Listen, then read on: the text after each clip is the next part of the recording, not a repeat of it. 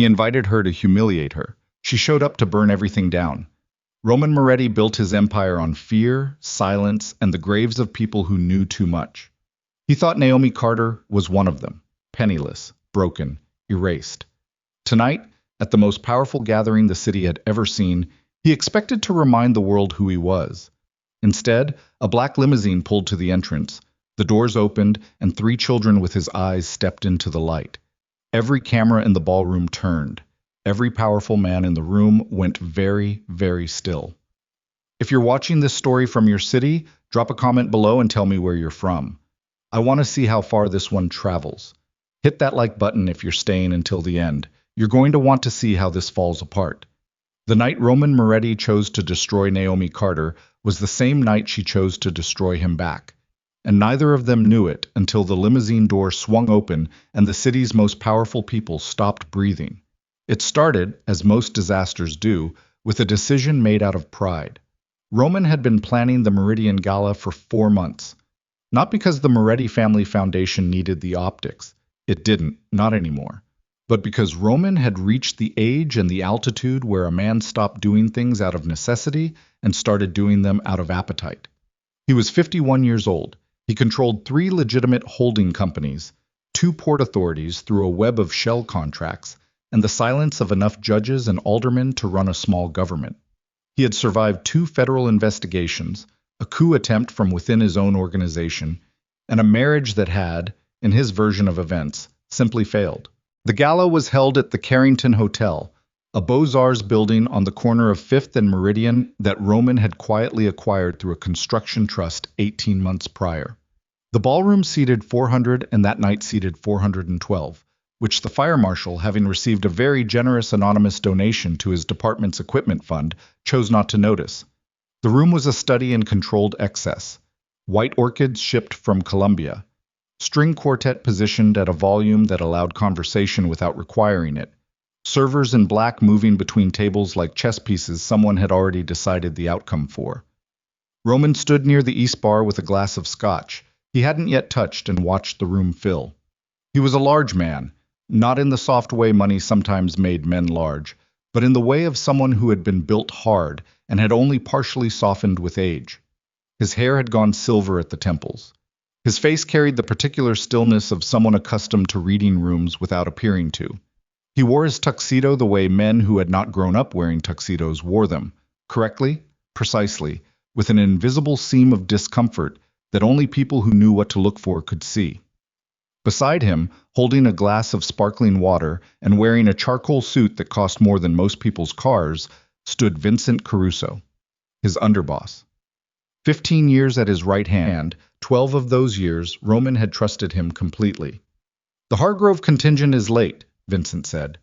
He said it the way he said most things, flat, observational, without inflection that might commit him to an opinion before he knew Roman's. "They'll come," Roman said.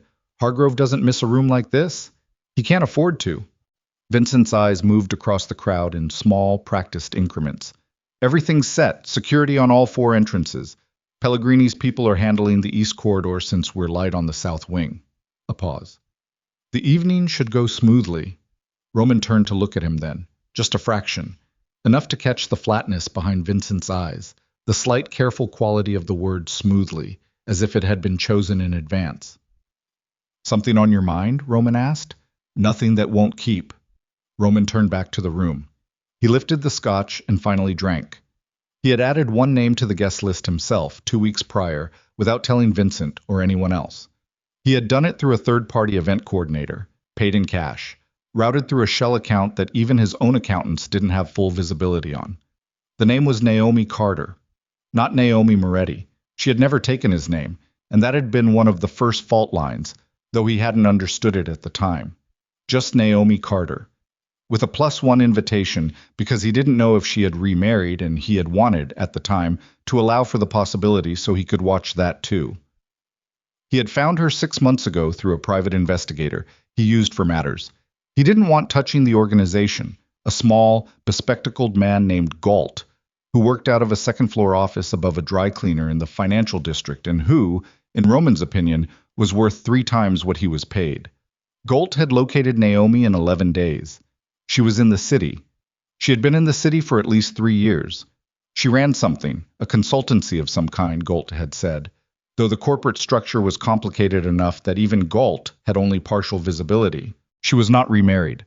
She lived in a residence that, by the address, Galt had estimated cost somewhere north of 4 million, which had made Roman pause longer than he expected.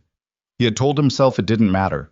Whatever she had done, whoever had helped her, it was irrelevant. What mattered was the image. Naomi Carter, walking into a room full of the most powerful people in this city as Roman Moretti's guest, on Roman Moretti's terms. He had imagined her grateful. He had imagined her slightly desperate. He had imagined the look on her face when she understood that after all this time, he still had the power to summon her with a gilded card. He had not imagined the limousine. He had not imagined 3 children. He was at the far end of the bar when the murmur started near the entrance. It wasn't loud. It was actually the opposite of loud, a sudden collapse of the ambient sound in the room that spread from the doors inward like a wave moving backward, drawing silence behind it instead of noise. Roman noticed it because he noticed everything in rooms, and because the string quartet, without being told to, without any signal he could identify, simply stopped playing. Vincent noticed it too. Roman saw his chin lift a fraction. His eyes tracked toward the entrance with the particular alertness of a man whose nervous system has been trained for threat detection. "What?" Vincent started. Roman was already moving. He was not a man who moved through crowds quickly. He was too large, too recognizable, and moving quickly in public was a form of showing a hand he'd spent decades learning to keep concealed. But something in the quality of that silence, the way it held, the way it continued to deepen even as the initial ripple passed, pulled him forward at a pace just short of urgency. He heard her name before he saw her. Not spoken loudly, just passed between 2 women near the coat check, one leaning toward the other, a stage whisper that carried the particular voltage of genuine shock. "Is that Naomi Carter?" Roman stopped 4 feet from the edge of the crowd that had formed, unconsciously, in a loose crescent around the entrance. He was tall enough to see over most of it. She was standing in the ballroom doorway wearing midnight blue, a dress that did not perform elegance so much as simply possess it, fitted at the shoulders and falling cleanly to the floor, no jewelry except a single narrow bracelet at her right wrist.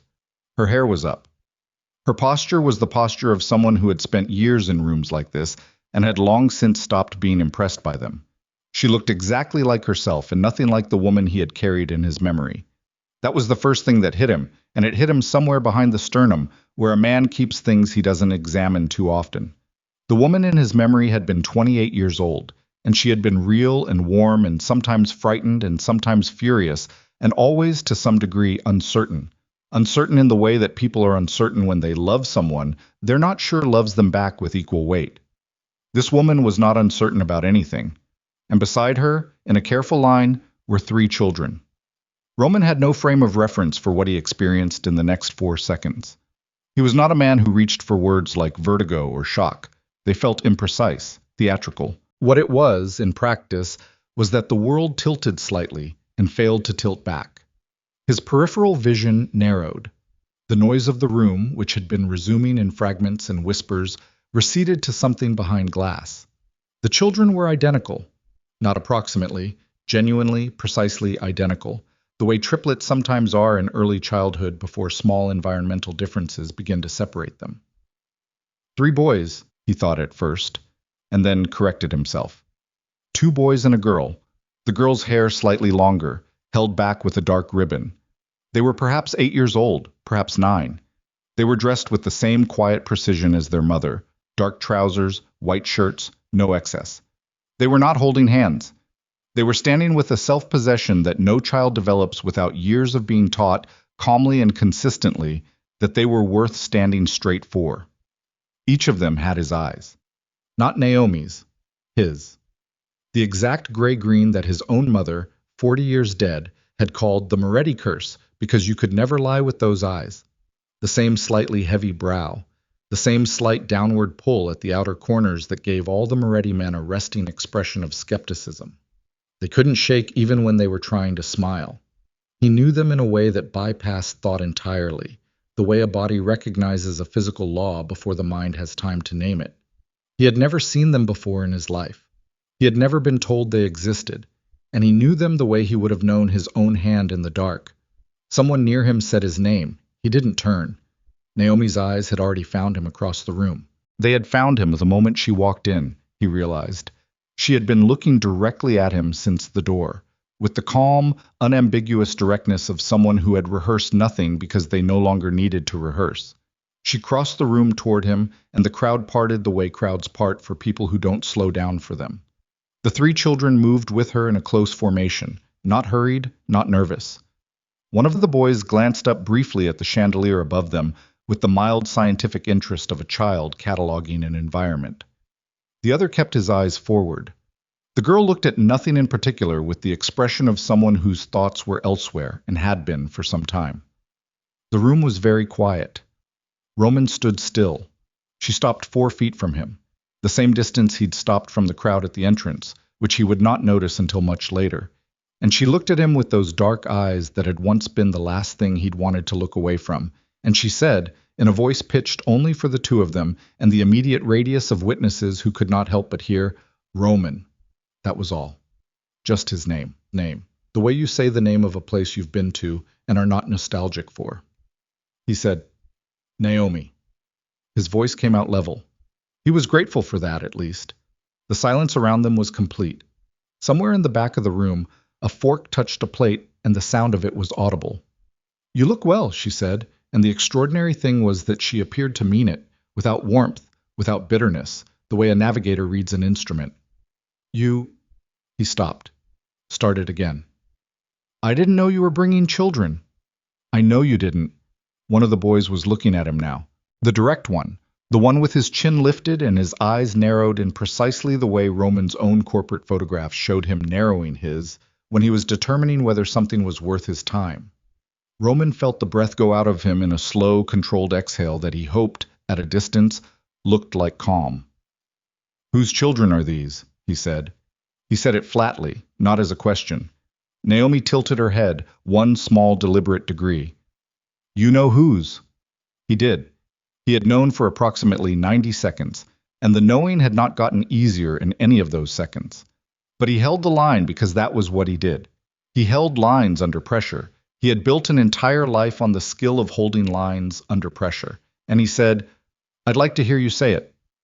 "Their names," she said, "are Marcus, Daniel, and Elise. They are 9 years old. They were born on the 14th of March, which you will be able to calculate backward from without any difficulty if you choose to." She paused. One breath. "They have known your name their entire lives. You have not known theirs until this moment.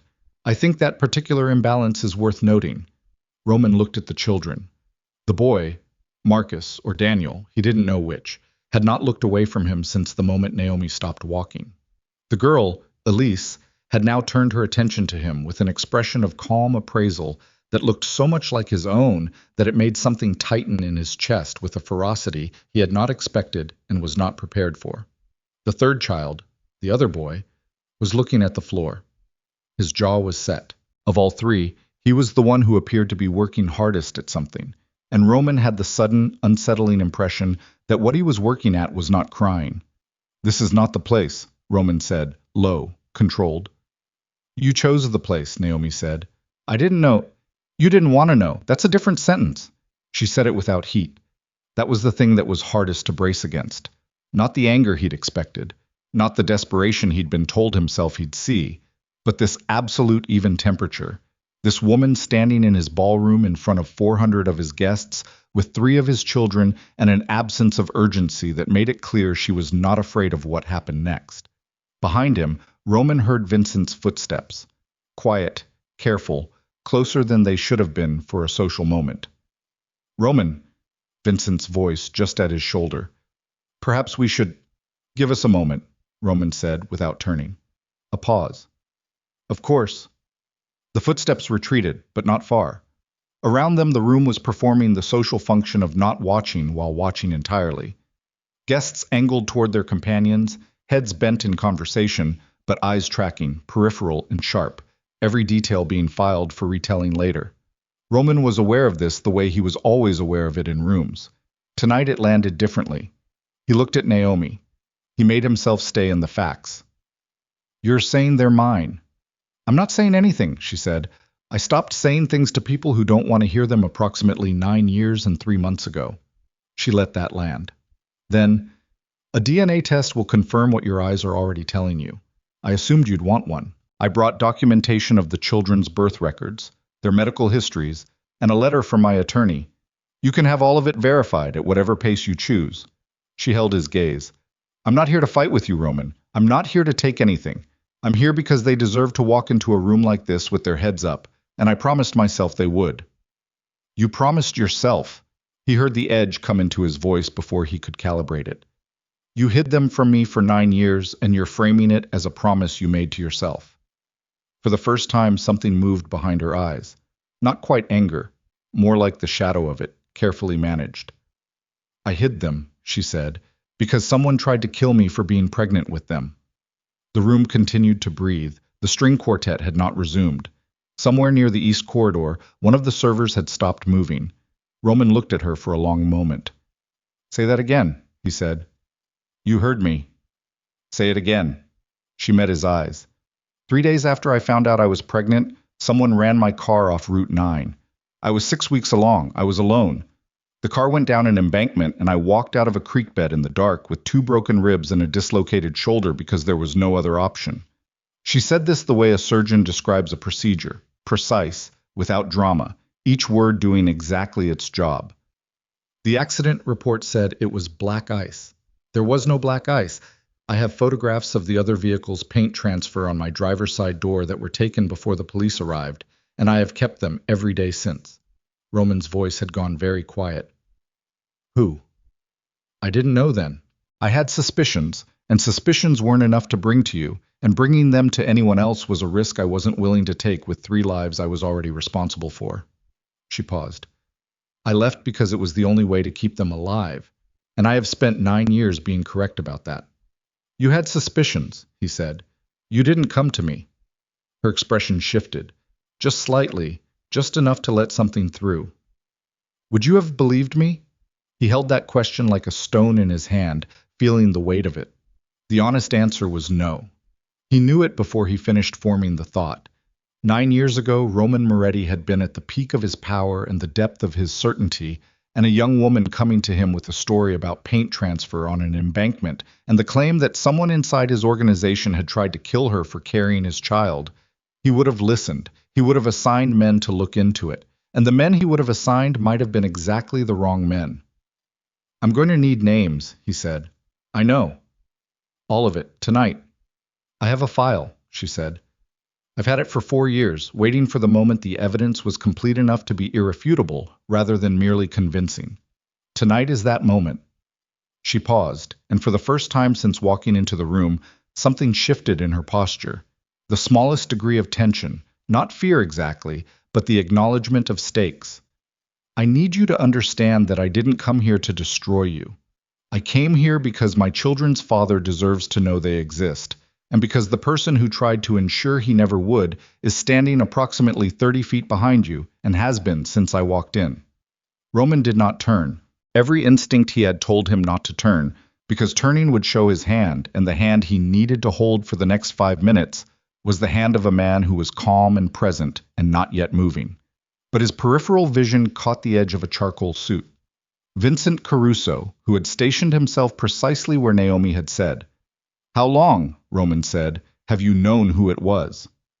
I've suspected for 6 years, Naomi said. I've had documentation for 4. I've been waiting for tonight because tonight is the first time in 9 years that the right people are all in the same room. She looked at him steadily. I didn't choose this venue to be dramatic. You chose it. I just recognized the opportunity. Roman was quiet for a long time. The room around them had reached that particular social pressure point where the pretense of not watching had collapsed entirely, and people had simply stopped pretending. 400 people were looking at him and Naomi and the 3 children who stood between them with his eyes. And he was aware of this with the sharp, cold awareness of a man who has lived his entire adult life inside the understanding that perception is architecture. Whatever he did in the next 60 seconds would become the story. He looked at the children. At Marcus, or Daniel, the one still watching him with that direct, careful gaze. at Elise, who had transferred her attention back to the chandelier with what might have been strategic disinterest, at the third boy, who had stopped looking at the floor and was now looking at Roman with an expression that had resolved from the effort of not crying into something quieter and more difficult to name. Not anger, not hope exactly, but the look of a child who has been told something is possible and is watching to find out whether it is true. Roman Moretti had not been afraid of anything in 15 years. He was afraid of that expression. He reached into his jacket pocket and removed the handkerchief he kept there for purely decorative purposes and never used, and he placed it on the cocktail table beside him because he needed to do something with his hands that was not visible as anything other than ordinary, and then he looked at Naomi and said, "Tell me their names again." Something moved across her face. Not softness. She was a long way past softness with him, and he didn't blame her, but the recognition of a choice being made. "Marcus," she said. "Daniel. Elise." She paused. "Marcus is the one looking at you like he's deciding whether you're worth his time. He gets that from you. Daniel is the one on the left who's been watching the room since we walked in and hasn't missed a single thing." A pause. "He also gets that from you." "And Elise?" "Elise," Naomi said, "currently appears to have decided this chandelier is more interesting than you. She gets that from me." Roman looked at Elise. Elise, apparently sensing she had been mentioned, lowered her gaze from the chandelier and looked at him with an expression of patient, slightly imperious assessment that was so precisely and recognizably her mother that it hit him somewhere below the sternum with the force of a physical impact. He said, before he could stop himself, "She looks like you." "She acts like me," Naomi said. "She looks like both of us, and she knows it, and she is deeply unimpressed by it." It was not a moment for something as fragile as humor, and neither of them laughed, but the air between them shifted, not toward warmth, not yet, not tonight, possibly not for a very long time, but away from the particular frozen quality it had held. Behind him, Vincent took a step closer. "Roman." Quieter this time. More deliberate. "The Hargrove people have arrived. They're asking for you." Roman turned slowly and looked at Vincent Caruso. In 15 years of working beside this man, Roman had learned his face the way a sailor learns a coastline. Every contour, every change in light, the particular quality of stillness that meant something was being calculated beneath the surface. He knew what Vincent's face looked like when he was tired, when he was annoyed, when he was running numbers in his head in a meeting while appearing to listen. He knew what Vincent's face looked like when things were going wrong. He had seen that face before. He had never, until this moment, understood what it meant. The stillness behind Vincent's eyes was not the stillness of a man managing a complicated evening. It was the stillness of a man managing exposure. Roman held his gaze for 3 seconds, long enough for Vincent to understand that something had changed, long enough to see, beneath the surface of that composed face, the first molecular fraction of something that was almost fear. "Tell the Hargroves I'll be with them shortly," Roman said. "Of course." Vincent's voice did not waver, the mark of a man who had been managing exposure his entire adult life. He retreated toward the east corridor. Roman turned back to Naomi. "You said tonight is the night," he said. "You said you've been waiting for all the right people to be in the same room." "Yes." "When does it start?" She looked at him. At the man she had once loved without reservation and had not spoken to in 9 years, and had just handed 3 children and a 9-year conspiracy in the middle of 400 witnesses. "It already has," she said. And across the ballroom, in the east corridor, Roman heard the sound of a door opening that, in his own hotel, in his own event, he had not authorized anyone to open, and felt the evening that he had built to destroy Naomi Carter tilt irrevocably off its axis into something that was going to require everything he had left. Marcus, the boy with the direct gaze, had not looked away from his father's face once in 3 minutes. He stood with his hands at his sides and his chin up, and he watched Roman Moretti with those gray-green eyes that knew everything and said nothing. And when Roman looked at him, at this child who had grown 9 years without him inside a story Roman hadn't known existed, the boy did something that made the entire ballroom, every person in it who was still breathing and watching, go absolutely silent. He nodded, small, once.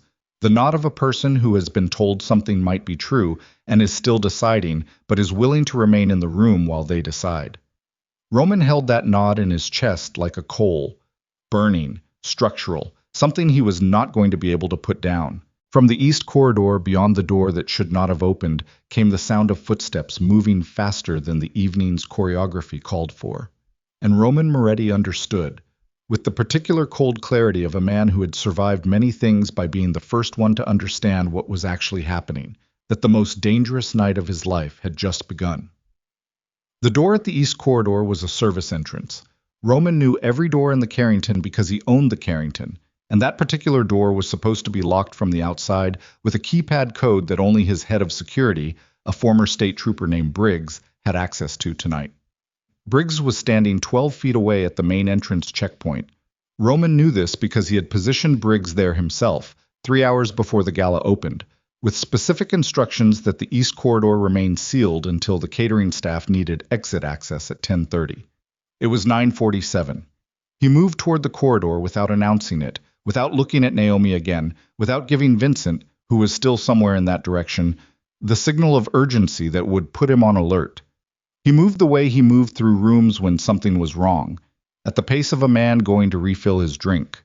The corridor was a long, white-walled service passage, lit by fluorescent strips that the design team had covered with temporary sconces for the evening, giving it a warmth it didn't structurally possess. 2 servers passed him going the other direction with empty trays, not looking at his face, the way staff were trained not to. At the far end, the service door stood ajar by 3 inches. Roman pushed it open. The alley behind the Carrington was narrow, serviced by a single overhead light that left most of it in deep shadow. A black SUV with its engine running sat 20 feet from the door, facing out toward the street. The passenger window was down. Behind the wheel, Roman could see the outline of a man he didn't recognize. He stood in the doorway for 4 seconds, not moving, reading the geometry of it. The SUV's plates were obscured, not removed, which would be conspicuous, but angled. One edge dipped below the bumper bracket in a way that read as accidental and wasn't. The engine was at idle, not cold start. The vehicle had been there for a while, waiting, not arriving. The driver's eyes were on the door, had been on the door, were now on Roman, and the quality of that look, not surprise, not adjustment, but the flat-held quality of a man who has been told to wait for a specific person and is now determining whether this is that person, told Roman everything the geometry had already suggested. This wasn't catering overflow. This wasn't a vendor running late. He stepped back inside and let the door close.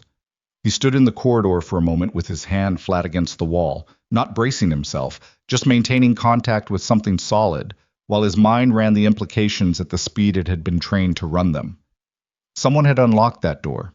The code was Briggs's, which meant either Briggs had given it to someone, or someone had gotten it from Briggs by other means, or the code had been obtained through the hotel's own security system, which Roman's team managed but did not exclusively control.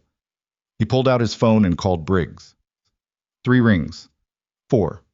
Voicemail. Roman dialed again. Same result. He put the phone in his pocket and walked back toward the ballroom at a pace that was still, to any outside observer, entirely ordinary.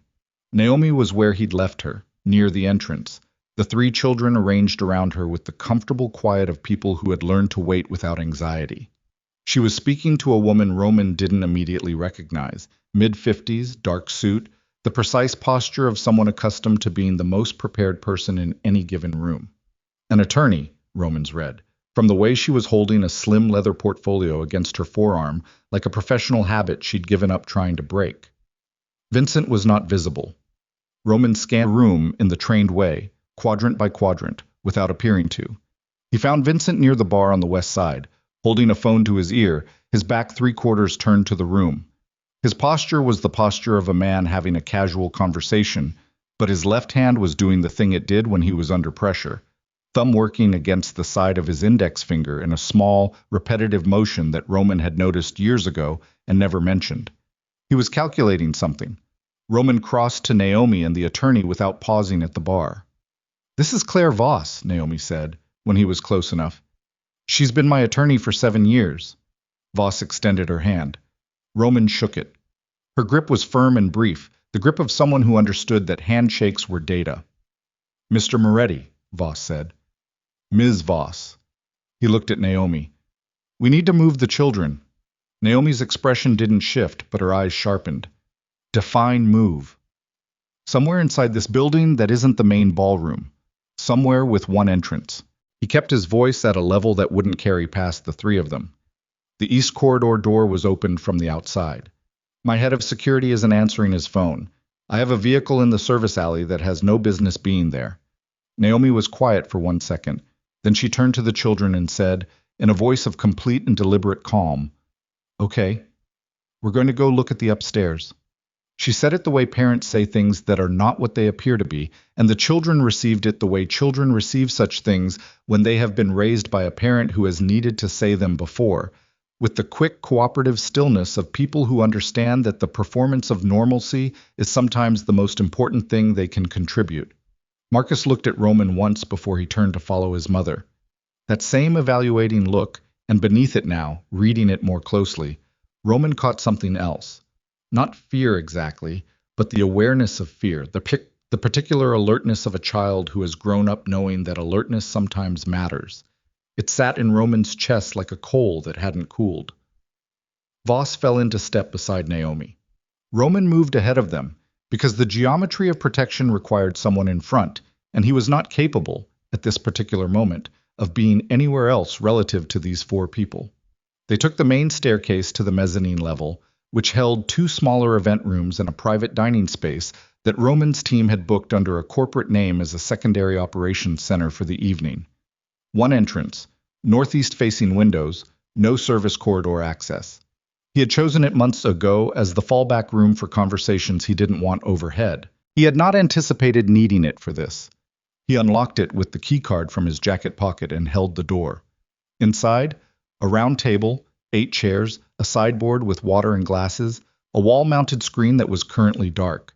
Naomi shepherded the children in, and the boy, Daniel, Roman thought, the one who watched rooms, immediately went to the window and looked down at the street with the focused attention of someone taking inventory.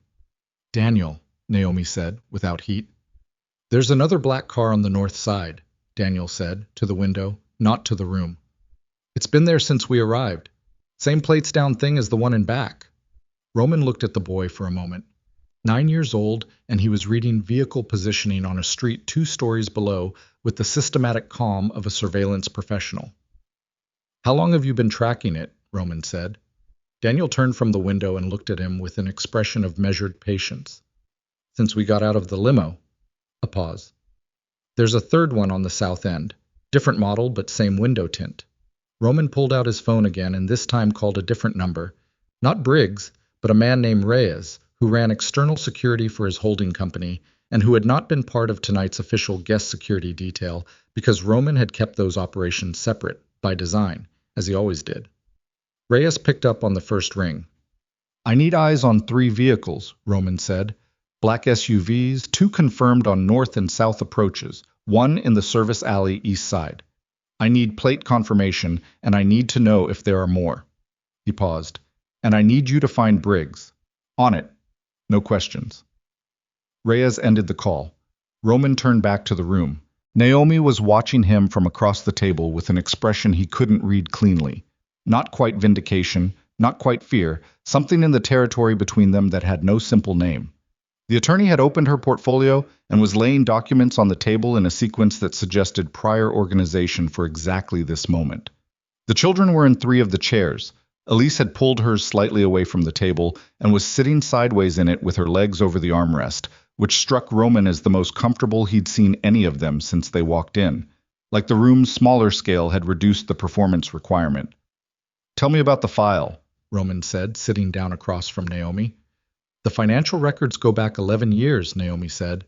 She nodded to Voss, who slid a document folder toward him without comment. "The embezzlement started before we were married. Small amounts initially, routing errors that weren't errors, vendor payments to companies that didn't perform the services billed. By the time we were together, it had scaled to the point where it required cooperation across 3 departments to keep it buried." Roman opened the folder. The first page was a transaction summary, numbers and account identifiers, cross-referenced against dates. His eyes moved down the columns. "This is inside the foundation," he said. "The foundation was the cleanest vehicle," Naomi said. "Charitable disbursements are difficult to audit without access to the recipient organization's records, and the recipient organizations were controlled by the same people running the disbursements. She paused. The operational network is separate. That's in the second folder. The foundation routing was how the money moved. What it bought is documented in what Voss has. Voss placed the second folder in front of him without being asked. Roman didn't open it yet. He looked at Naomi. You said you had suspicions before the accident on Route 9. Yes. What kind of suspicions? She was quiet for a moment, and in that moment he could see the calculation. Not whether to tell him, he thought. She had already decided what to tell him, but how to say it without the delivery becoming about the emotion behind it, rather than the information itself. I found a message, she said, not addressed to me, not meant for me to find.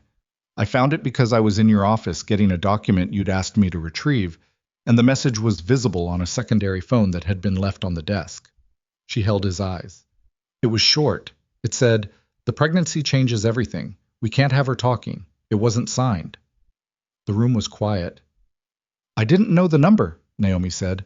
I memorized it, and I left the office, and I didn't tell you because by the time I was standing in the hallway outside your door, I had already understood that telling you meant trusting your judgment about who could have sent it, and your judgment at that time was something I was no longer certain I could afford to trust. Roman felt the pressure of that sentence, the way you feel a bruise when something presses against it. Not surprising, not new information exactly, but arriving with a force it hadn't carried before. She was not wrong. 9 years ago, in this particular apex of his certainty and power, he would have investigated, and he would have done it through the people he trusted, and the people he trusted included the man currently standing at a bar on the west side of the ballroom, below them, running his thumb against his index finger. The number, Roman said. The one on the message. Naomi nodded to Voss. Voss turned to the third page of the second folder. Roman looked at the number at the top of the page, cross-referenced against a carrier registration and a billing address, and then looked at the billing address for a long moment. The billing address was a property management company in the warehouse district. Roman owned 3 properties through that company. He had not authorized any secondary accounts attached to its billing information, but he knew who managed the administration of that company's accounts. He had known for 15 years. He set the folder down. His hands were steady, and he was grateful for that in a precise, functional way.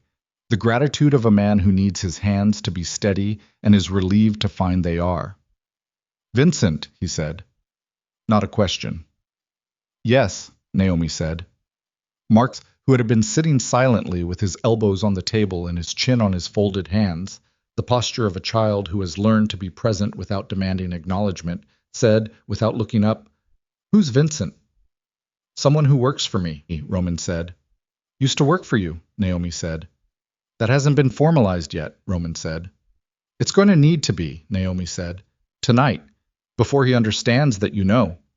Roman looked at her. "What do you think he's planning?" She met his eyes steadily. "I think he's been planning it for months. I think tonight was supposed to be complicated. My arrival, the children, the public disclosure, and I think he intended to use that complication as cover for something that required the complication to be significantly worse than it is." She paused. "I think the vehicles outside are his." "Why tonight specifically?" Roman said. "Because if I died tonight," Naomi said, in the same flat, precise tone she had used to describe walking out of a creek bed with 2 broken ribs, along with the children, in the chaos of an event that was already publicly complicated, the cause could have been attributed to any number of parties with grievances against the Moretti name. And if you were also removed in the same event, the organization would pass to the man designated as your succession contingency. Roman was quiet. "Which is Vincent?" Daniel said from the window, still looking at the street. He said it the way a child reports an observable fact. Both Roman and Naomi looked at him. Daniel turned from the window. "You said someone works for you, and Mom said used to. If the someone is trying to take over, they'd have to be the one who takes over when you're gone. That's usually whoever's next." He looked at Roman with the absolute directness of a child who has not yet learned that adults frequently prefer not to be looked at that directly. "I'm 9. I'm not stupid." "I know you're not," Roman said. Had something passed across Daniel's face at that, small, quick, almost immediately contained. But Roman caught it because he had been trained his entire life to catch the things people almost immediately contained, And what it had been in the half-second before the boy put it back behind the composed expression, was the face of a child who has just been told something he has wanted to hear for a long time and doesn't yet know what to do with. Roman looked back at Naomi. "How many people know you have this file?" he said. "Voss? One other person." "Who?" "A federal investigator named Castillo, Financial Crimes Division. She has a sealed copy of everything in those folders, time-stamped, deposited 14 months ago. It opens automatically if she doesn't receive a specific contact from me every 48 hours. Roman studied her. "You've been building toward federal involvement." "I've been ensuring that regardless of what happened to me," Naomi said, "the information would survive." She held his gaze. "I didn't do this to destroy your empire, Roman. I did it to make sure the person who tried to destroy my children's lives was not going to be able to finish what he started." From his jacket pocket, his phone buzzed. "Reyes." Roman answered. "3 vehicles confirmed," Reyes said without preamble. "North, south, and alley. Plates come back to a shell registered 18 months ago, incorporated in the same quarter as a property management account. I'm looking at that connects to..." A pause, the sound of keys. "Carrington Holdings subsidiary, which connects back to me," Roman said, "through 3 layers of shell." "Yeah." "Briggs." "Found him," Reyes said. His voice had changed. "He's in the loading bay, sub-level. He's alive. He's not going to be usable for the next several hours." Roman closed his eyes for half a second. Briggs had been with him for 8 years. Briggs had 3 daughters, and a mortgage in the suburbs, and a picture of his dog on his desk that Roman had always found irritating and now felt an unexpected sharp surge of something for. "Get him out." "Already moving him, Roman." Reyes paused. "There are 6 men in those vehicles, 2 per car, armed." "I know. This is not a conversation play. Whatever this is, it's not meant to be talked through." "I know that too." Roman was quiet for a moment. "Get your people inside. Use the West Service entrance. It should still be clean. And Reyes, nobody in that ballroom gets hurt." "Understood." A pause. "What about Vincent?" Roman looked across the table at Naomi, at the 2 boys and the girl who were watching him with 3 pairs of his own eyes, at the attorney with her open portfolio and her steady hands, at the 9 years he had spent not knowing and the 9 years Naomi had spent surviving. "I'll handle Vincent," he said. He ended the call and stood. Naomi stood too, immediately, the way someone stands when they have been waiting for the moment to move and the moment has arrived. "The children stay here," Roman said. "I'm not leaving them," Naomi said. "I'm not asking you to leave them. I'm asking you to stay with them in this room while I..." "Whatever you're about to go do," Naomi said, "you need me with you. Because the evidence in those folders exists because I built it, and I know where every piece connects to every other piece. And if something goes wrong tonight and the connection to Castillo breaks, I am the only person who can reconstruct it." She held his gaze. "You need me in the room." He looked at her for a long moment. The woman he had summoned tonight to prove something to himself, who had arrived with everything he had lost, and everything he hadn't known he'd lost, and 3 children who were already, 9 years in, more real and more fully formed than he deserved credit for, because they were real and formed despite him, not because of him. "Voss," he said. "I'll stay with them," Voss said, before he finished the sentence. Roman looked at Marcus, who had straightened in his chair the moment Roman stood. "You stay with Miss Voss. You keep your brother and sister in this room. You don't open the door for anyone except me or your mother."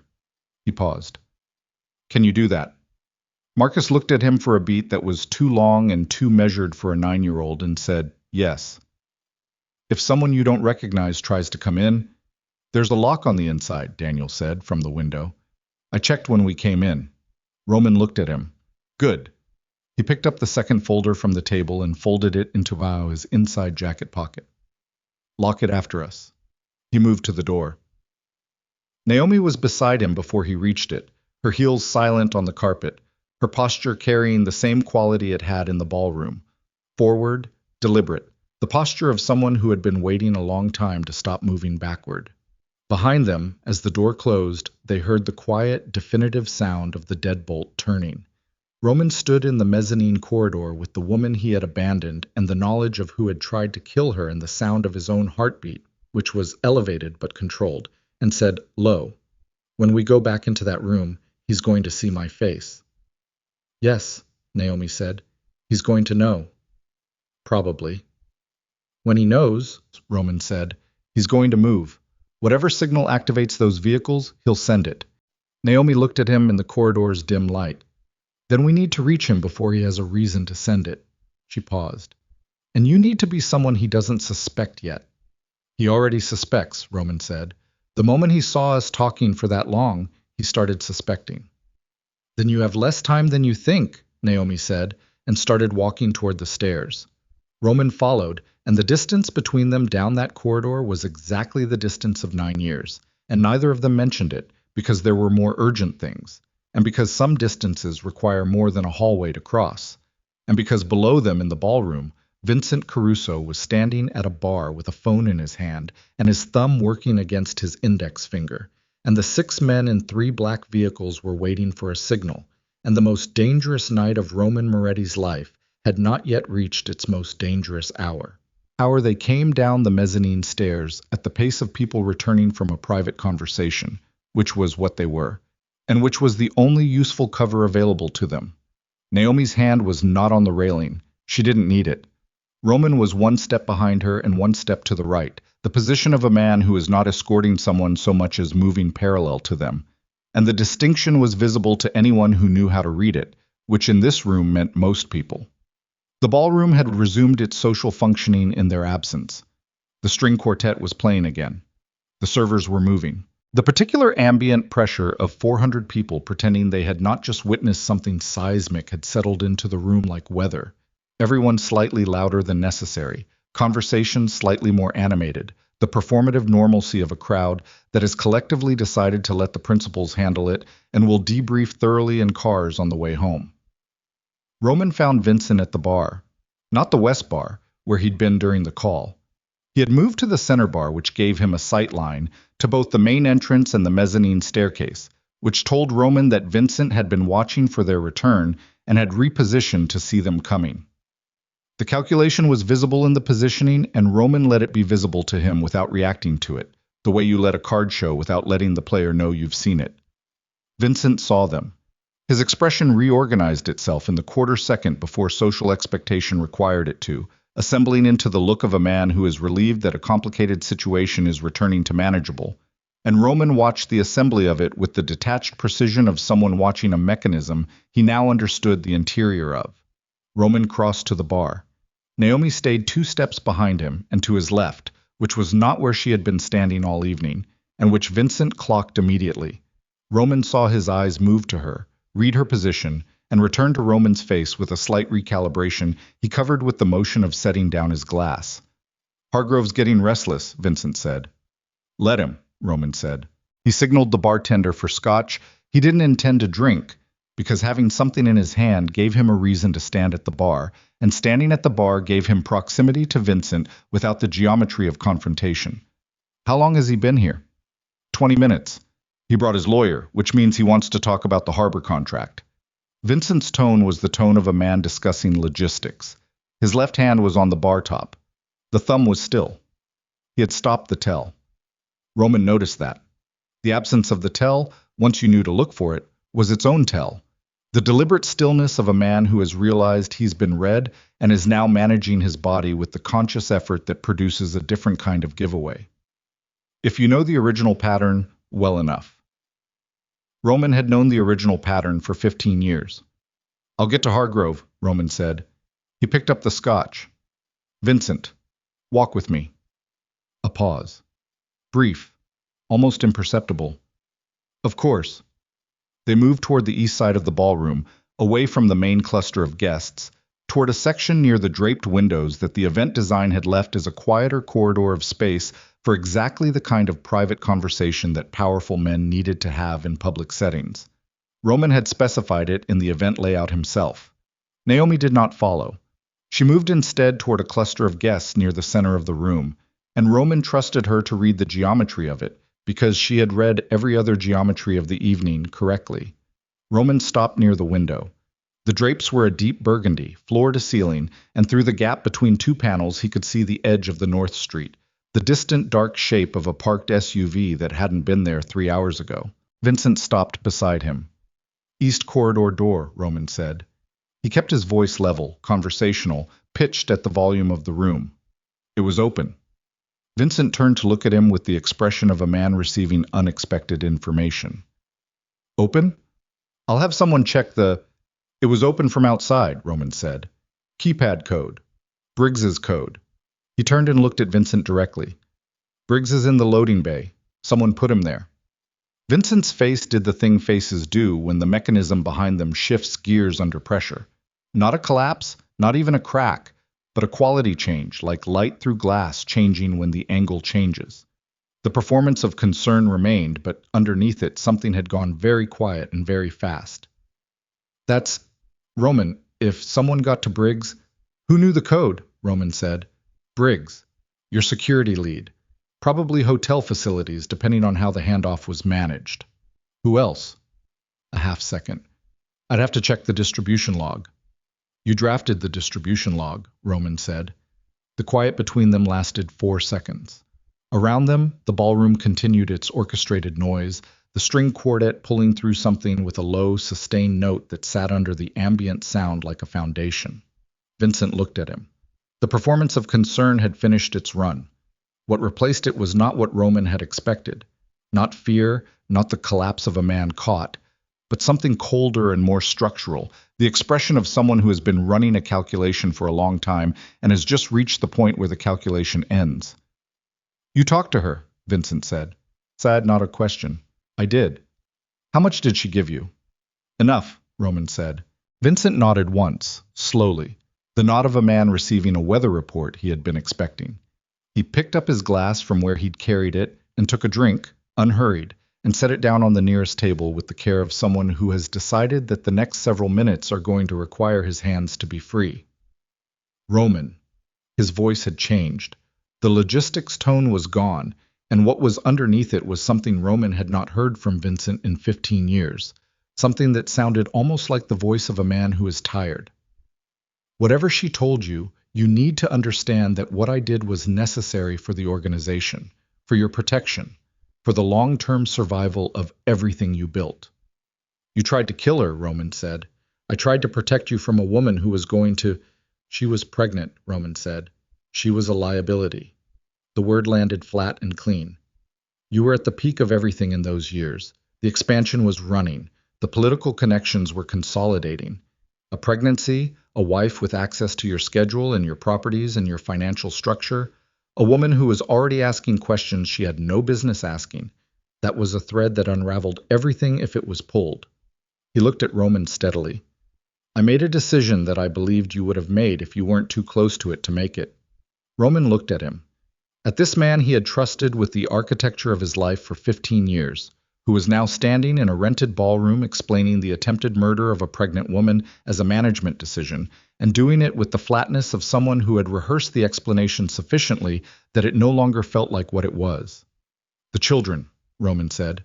I didn't know about... You knew. A pause. Something moved in Vincent's face.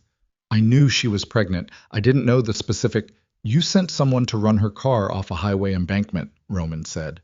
She was 6 weeks along. You knew. Vincent was quiet. The message on the secondary phone, Roman said. The pregnancy changes everything. We can't have her talking. That was you. That was a precautionary communication. Say it plainly, Roman said, low, quiet, with a force beneath the quietness that Vincent had heard from him before and knew the weight of. For once in 15 years, say the thing you mean in the words it actually is. Vincent looked at him for a long moment. Then he set down the glass completely and straightened and said, Yes. I ordered it. I would order it again. And if you had any sense left that hasn't been compromised by 3 children you met 40 minutes ago, and a woman with a document folder and a federal contact, you would understand that everything I did was in the service of this organization and your survival inside it. The string quartet, somewhere behind them, resolved its low note into something that climbed slightly and then stopped.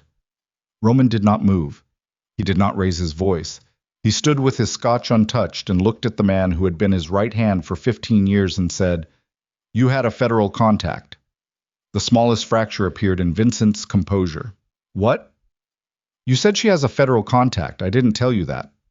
4 seconds of absolute stillness. Then Vincent's left hand moved, not toward a weapon, not yet, but toward his jacket pocket and the phone inside it. And Roman understood in the same instant that the movement was not about the phone, but about the signal that the phone could send, and that if that signal was sent, the 6 men in 3 vehicles outside would receive it, and that whatever those men were instructed to do upon receiving it involved this building and the people inside it. Roman caught Vincent's wrist. Not violently, just stopped it. His hand closed around Vincent's wrist with the simple mechanical authority of a larger man arresting a smaller man's motion, and Vincent went still, and for a moment they stood that way, close enough that Roman could see the calculation running behind Vincent's eyes, the inventory of options, the assessment of the room. "Don't," Roman said. Vincent looked at him. Something in his face had cracked open slightly, not with fear but with a kind of exhausted recognition. The look of a man who has been maintaining a very heavy structure for a very long time and has just felt the first support give.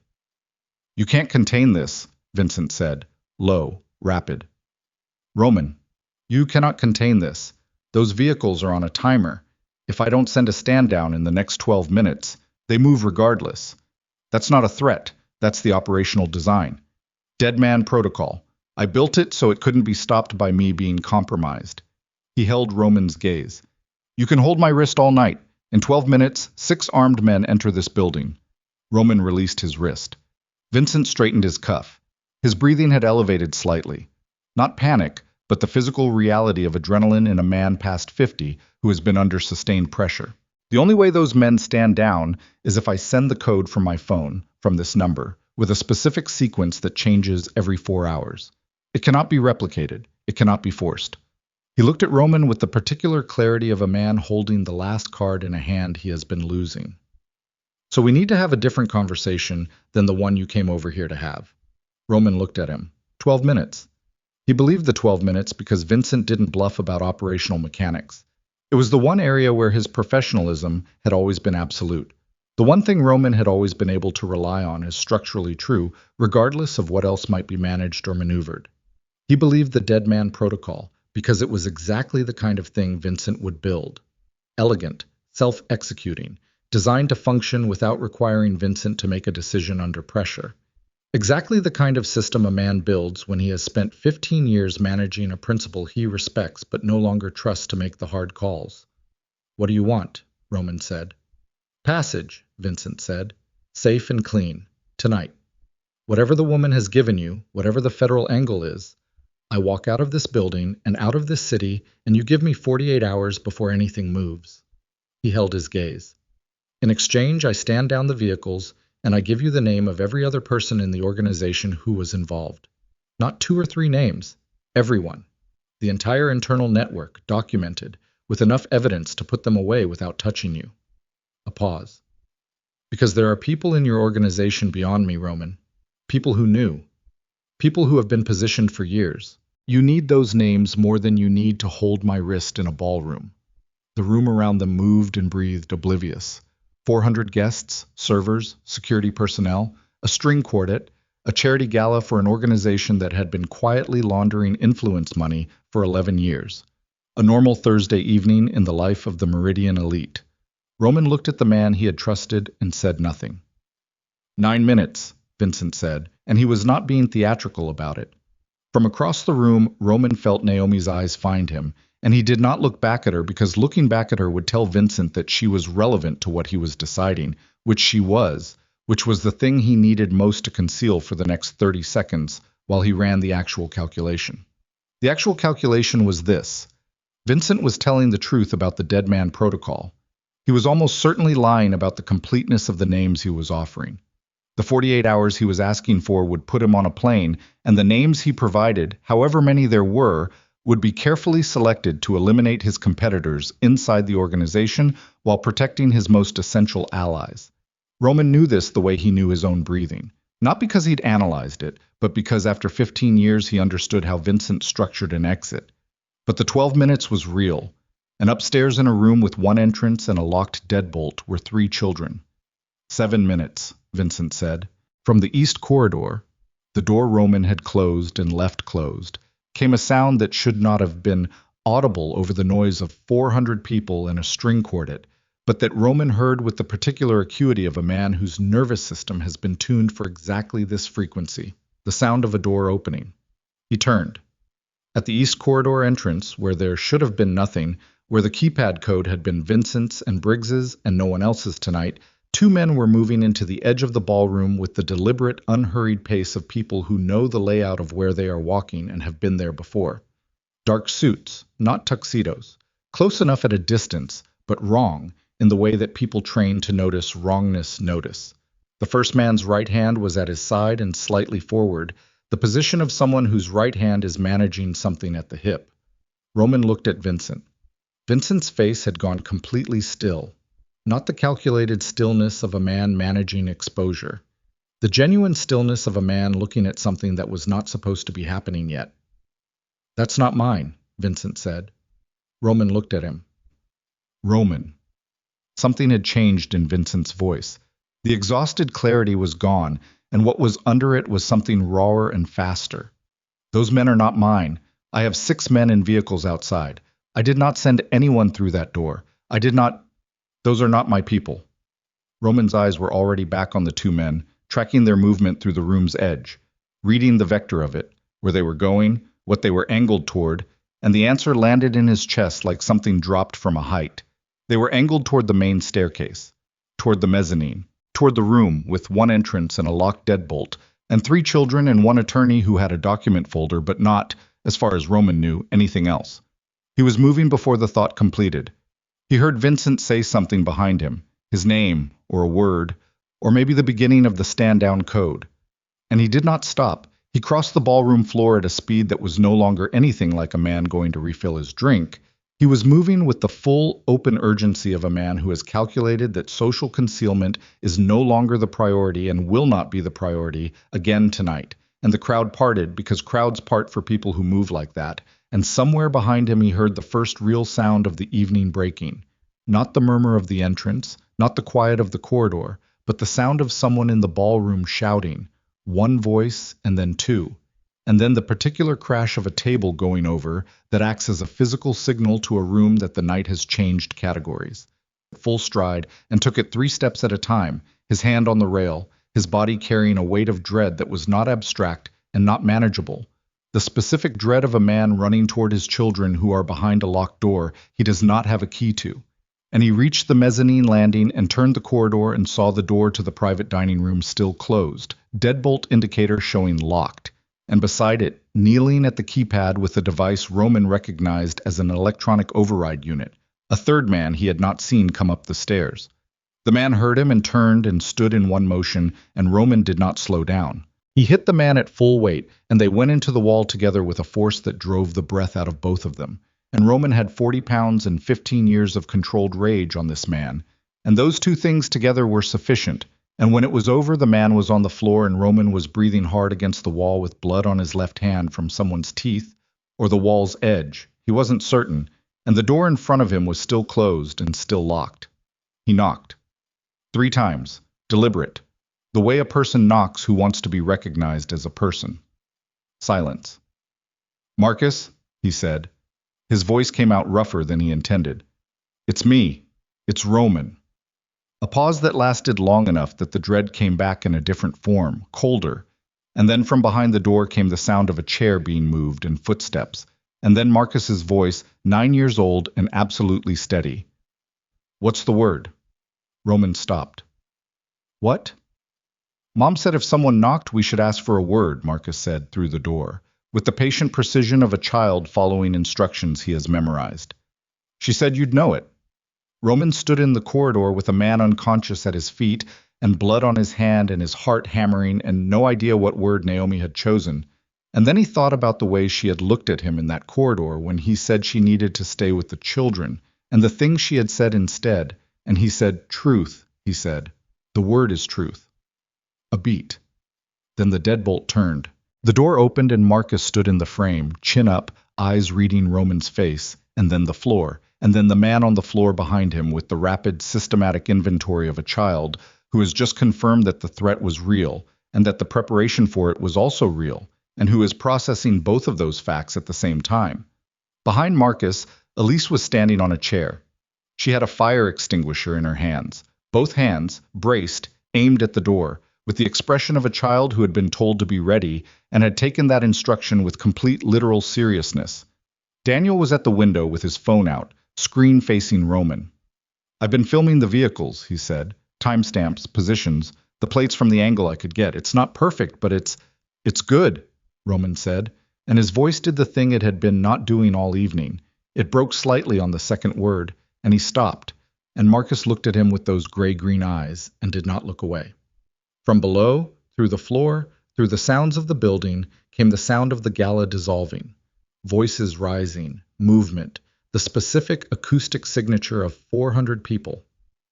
Understanding simultaneously that the evening had become something other than what they had come for.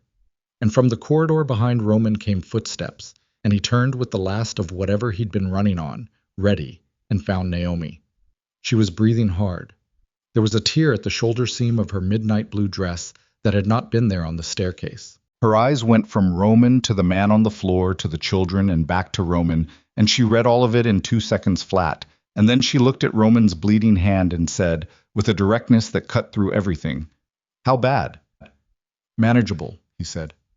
"The ballroom?" "Reyes has people inside now. Vincent—" He stopped. "Vincent is still down there." "Is he standing down the vehicles?" Roman didn't answer immediately, and the not answering was itself an answer, and Naomi's eyes went to Daniel at the window. "3 SUVs, Daniel said without being asked. "None of them have moved." Naomi looked at Roman.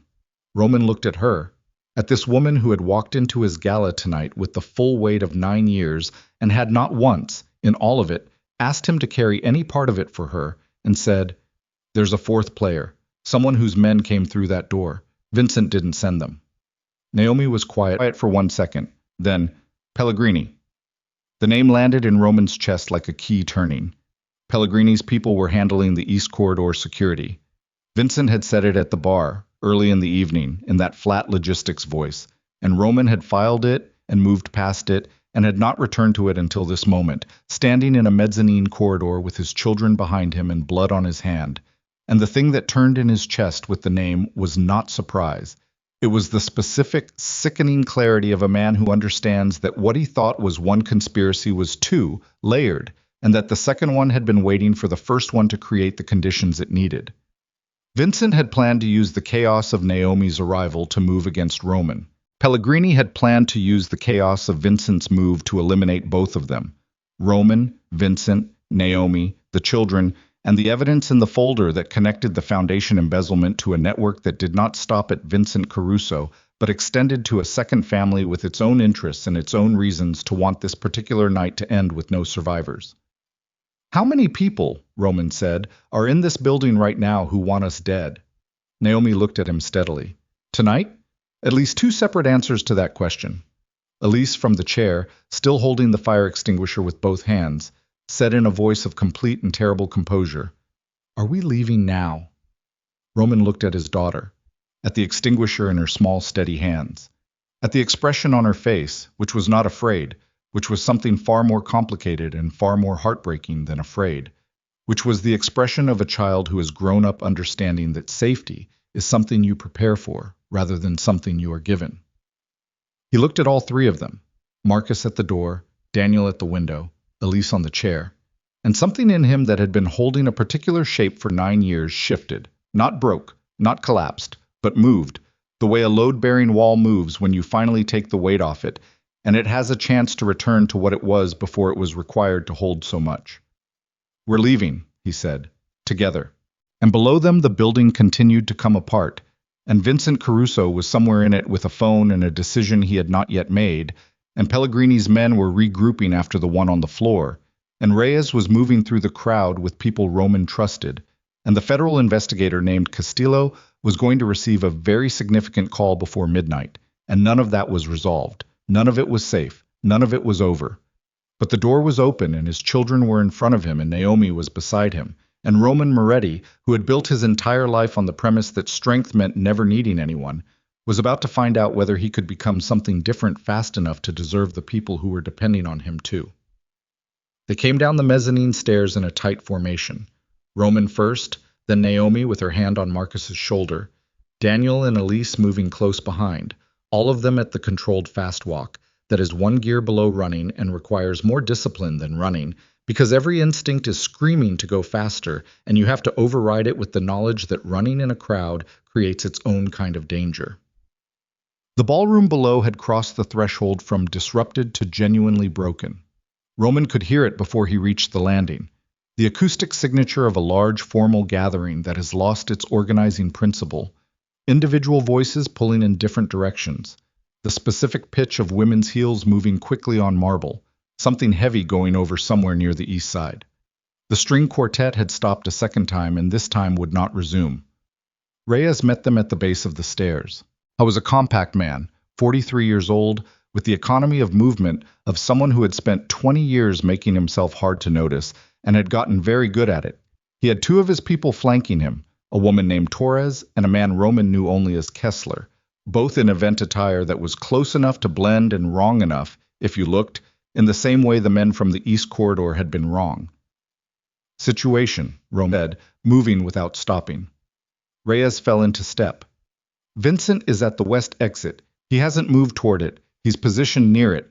He has his phone in his hand and he's been holding it for 4 minutes without sending anything. A beat. Pellegrini's two remaining men are in the crowd somewhere. I have eyes on one. The other went to ground when your disturbance on the mezzanine registered downstairs. The vehicle's outside. Still stationary, all three. Pellegrini himself. Reyes was quiet for 1 second. Not confirmed inside the building, but his car was on the south approach 40 minutes ago. Kessler saw it arrive. Roman processed this as they moved through the thinning edge of the crowd, guests parting around them with the anxious deference of people who can read that something is happening and have decided that proximity to it is not in their interest. A city councilman Roman had known for 12 years caught his eye from 10 feet away, and Roman looked through him, and the councilman, who understood the look, turned back to his wife and said something that was probably about leaving. The children need to be out of this building, Naomi said, from just behind his left shoulder. She wasn't asking. Agreed, Roman said. Reyes, south exit clean? Cleaner than east. Pellegrini's car was on south, but it was moving through, not parked. Take them out south. Torres stays with them. Roman slowed just enough to turn and look at Naomi. The parking structure on Meridian, second level, northwest corner. There's a vehicle there registered to a name you won't recognize. Keys are above the driver's side visor. He looked at her steadily. Reyes will get you there. Naomi looked at him. Her dress was still torn at the shoulder. Her hair had come partially loose from where it had been pinned, and one dark strand had fallen across her jaw, and she hadn't moved it. She looked at him with the expression of a woman running a fast and accurate assessment of whether the plan was sound. What are you going to do? She said. Finish it, he said. That's not an answer. It's the only one I have right now. She held his gaze for 2 seconds. Then she said, low enough that only he could hear it, don't make them lose you before they've had you. He didn't answer that because there was no answer for it. That was honest and fast. He looked at Marcus, who was watching him with that direct, patient gaze, and said, go with Reyes. Do exactly what he says. Marcus looked at him.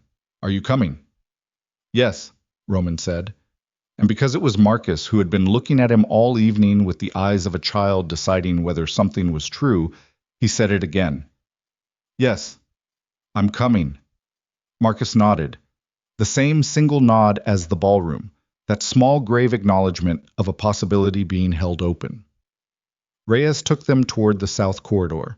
Torres flanked the children with the professional, unhurried proximity of someone who does this without making it visible that she's doing it. Roman watched them go, Elise glancing back once, not at him, at the room, cataloging it the way she cataloged everything, and then turned back to the ballroom.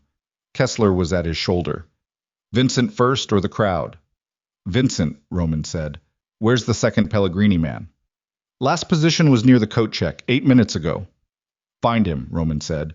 Don't engage, just locate and hold visual. I need to know where he is when things start moving. Kessler peeled off. Roman crossed the ballroom toward the west exit.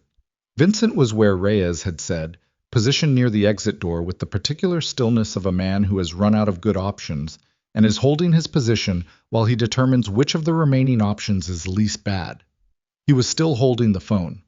When he saw Roman coming, he did not move away from the exit, but he did not move through it either, which told Roman that whatever he was calculating still required Roman to be in it. Roman stopped 4 feet from him. The same distance, always the same distance, as if the evening had a geometry it kept returning to. "The dead man clock," Roman said.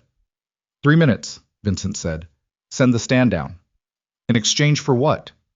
"In exchange for the next 3 minutes being the last of your problems, instead of the first." Roman held his eyes. "Pellegrini has men in this building. His men came through the east corridor door, not yours. He was using your operation as cover for his own, and when the dust settled, he was going to walk away and let your name be on all of it." He watched Vincent's face. "You've been running a play inside my organization for 11 years. He's been running a play on you." Something moved in Vincent's face. Not surprise exactly. The man was too controlled for surprise to show cleanly, but the specific recalibration of someone who has just received information that recontextualizes a significant portion of their recent history. "You don't know that," Vincent said. "The East Corridor Code," Roman said. "You told me Pellegrini's people were handling East Corridor security tonight. You told me that at the bar when we arrived, which means Pellegrini's people had access to the keypad system during setup, which means the code that put Briggs in the loading bay and opened that door was not sourced from you." He paused. "You didn't know those men were coming. I watched your face when they came through the door. You didn't know." Vincent's jaw was tight. His left hand had closed around the phone in a grip that was no longer about sending anything and was just about holding something. "He's been in your operation," Roman said.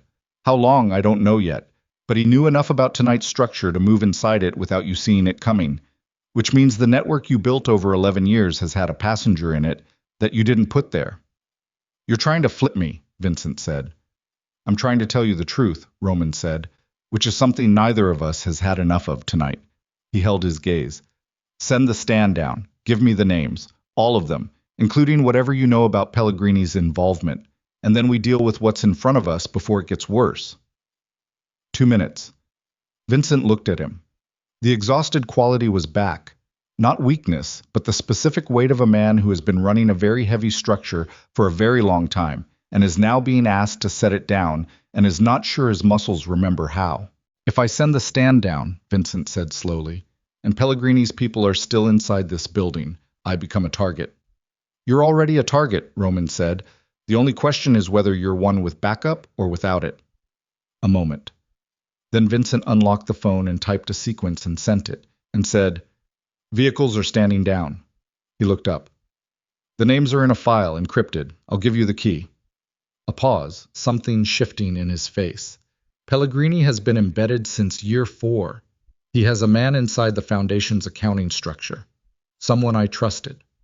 His voice was flat, but there was something underneath the flatness, something that might have been the ghost of humiliation. "His name is Dowd. Marcus Dowd. He's in this room tonight." Roman scanned the room. Marcus Dowd was a Foundation board member, 60 years old, a former investment banker who had been one of the original architects of the charitable structure, and who Roman had always considered an administrative fixture, present, useful in a technical capacity, beneath the level of genuine threat assessment.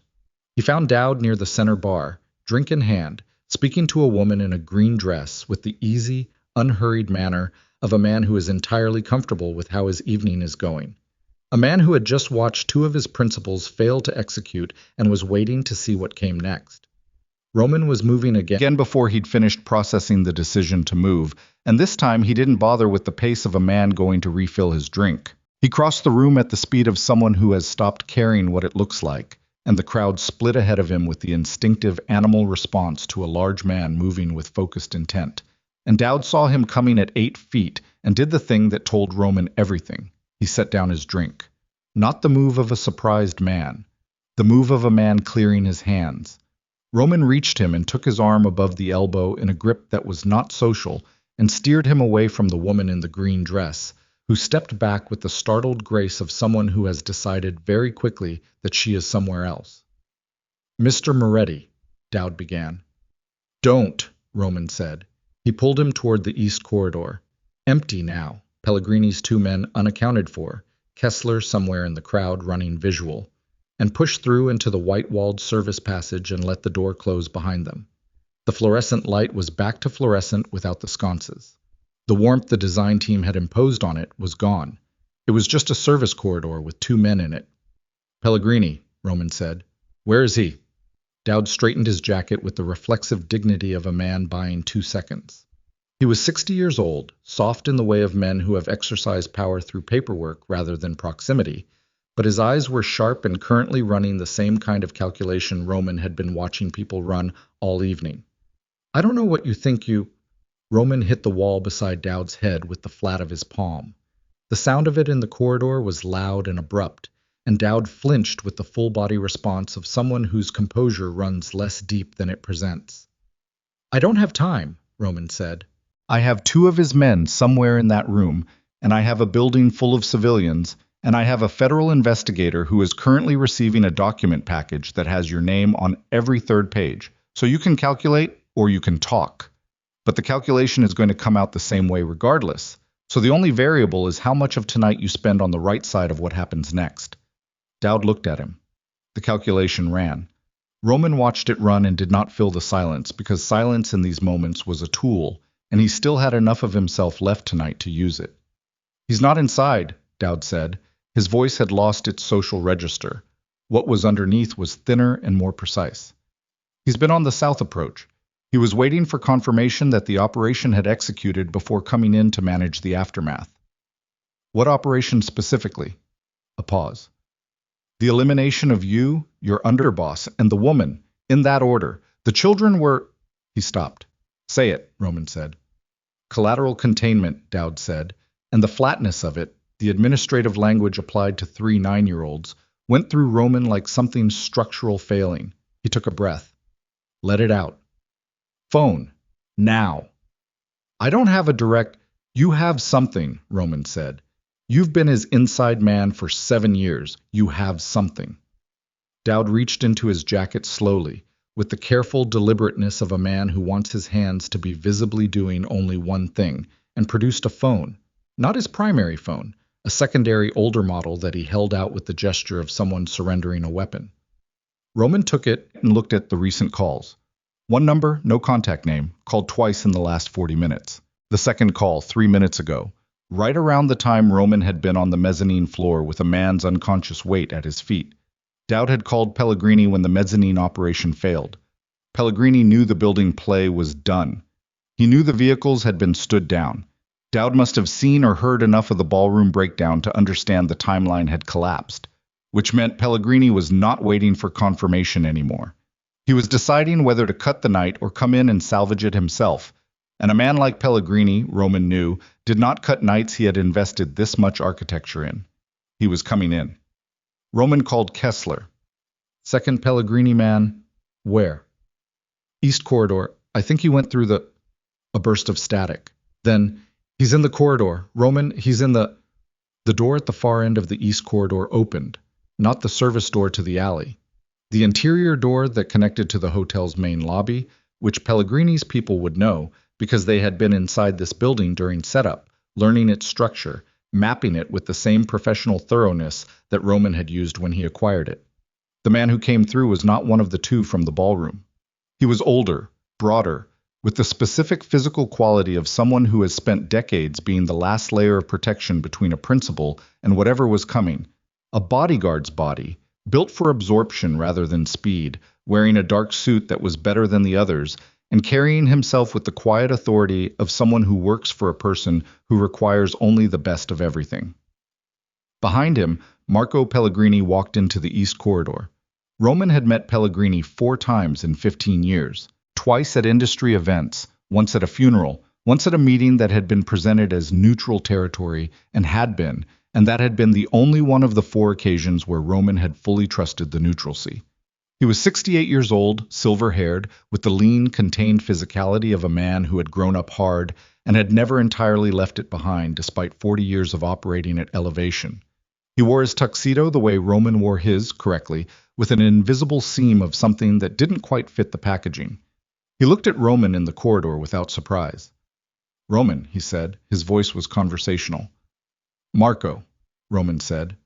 The bodyguard had stopped 6 feet back, correctly positioned, and was looking at Roman with the focused, blank attention of a man determining threat level. Roman was aware of his own body in the corridor with a specificity the evening had been building toward. The blood dried on his left hand, the elevated heart rate he had been managing for an hour, the particular tiredness in his shoulders that came not from physical exertion, but from the sustained effort of holding a very large number of pieces in precise position simultaneously. He was aware that he was alone in this corridor with Pellegrini and one bodyguard and a man he had just detained, and that Kessler's last known position had been cut off by static, and that Reyes was on the south side with Naomi and the children. He was aware that he had no weapon, and that the bodyguard almost certainly did. "You came in," Roman said. "I wasn't sure you would." "When the alternative is leaving with nothing," Pellegrini said, with a small measured gesture that might have been a shrug. "Coming in is the only interesting option." He looked at Dowd briefly, a look that contained no warmth and considerable assessment. "Marcus, you look like you've had a difficult conversation." Dowd said nothing. "He told me about the inside placement," Roman said. 7 years. That's patient work." "I've always been patient," Pellegrini said. "It's what separates the people who build things that last from the people who build things that require someone else to come in and manage the consequences." He looked at Roman steadily. "You built well, Roman. I want you to know that.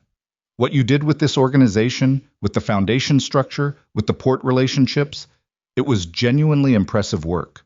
It's why it was worth the investment to understand it from the inside before making any moves." "And tonight was the move," Roman said. "Tonight was supposed to be cleaner," Pellegrini said. "Vincent's operation was supposed to create an event.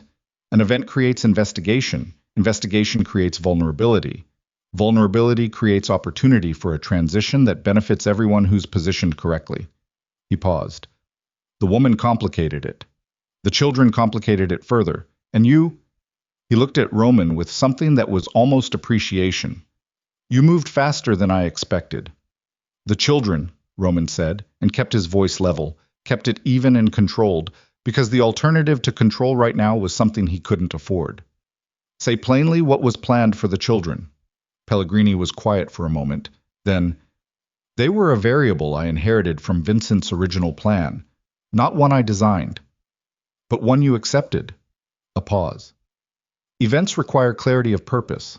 The thing that had been building in Roman's chest since the moment he saw 3 children with his eyes standing in his ballroom found its form in that sentence. In the administrative distance of events require clarity of purpose, applied to Elise with a fire extinguisher, and Daniel counting cars from a window, and Marcus standing in a doorway asking for a word his mother had given him. And Roman took 1 step toward Pellegrini, and the bodyguard moved and Roman stopped. The bodyguard had a hand inside his jacket. Roman stopped.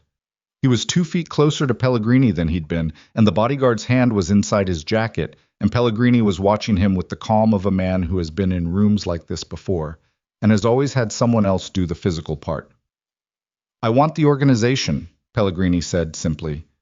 "The foundation, the port contracts, the political relationships, structured as a merger.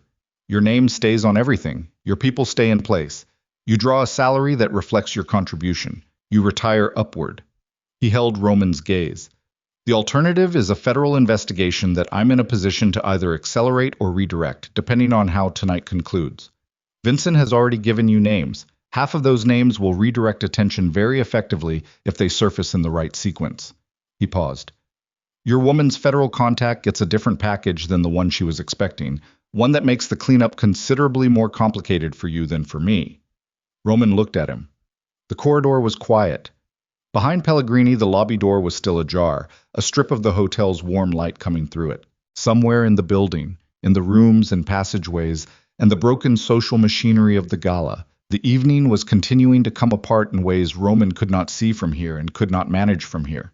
Reyes was with the children. Kessler was somewhere, static cut, position unknown. Vincent was in the ballroom with a phone and a stand-down code already sent, and a decision he'd made that could still go either direction depending on what happened in the next 5 minutes. And Naomi's file was with a federal investigator named Castillo, who was going to receive a package tonight, regardless of what happened in this corridor, because the 48-hour contact protocol was already running, and the only question was what that package contained when it arrived. Roman looked at Marco Pellegrini and understood that the man in front of him was not bluffing about the redirect capability. He had 7 years of inside access. He had Dowd's cooperation through whatever coercion or incentive had purchased it.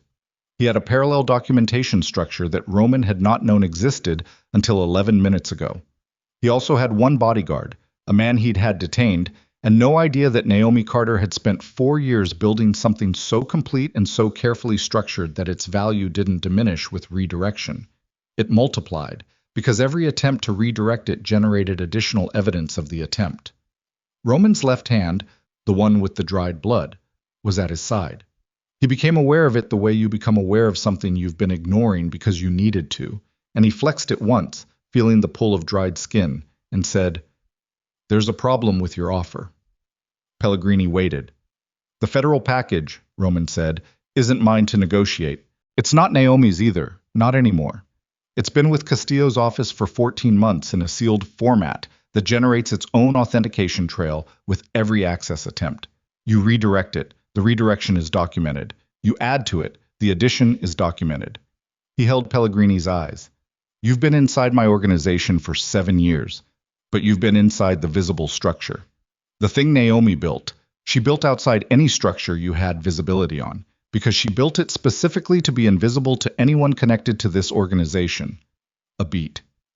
Including me." Something shifted in Pellegrini's face.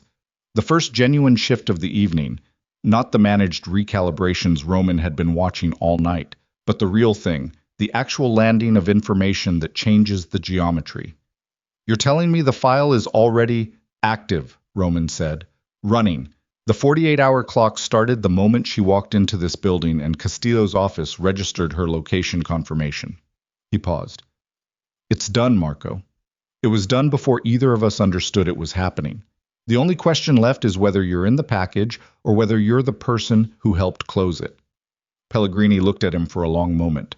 The bodyguard's hand was still inside his jacket, and Roman was still 2 feet from a man with a hand inside his jacket, and the corridor was still quiet, and somewhere outside the building 3 SUVs were standing down, and Naomi was moving through a parking structure with his children, and none of it was over. Then Pellegrini said very quietly, "Show me." And Roman reached into his jacket for the folder he'd taken from the mezzanine table. The second folder, Voss's, the one with the network documentation.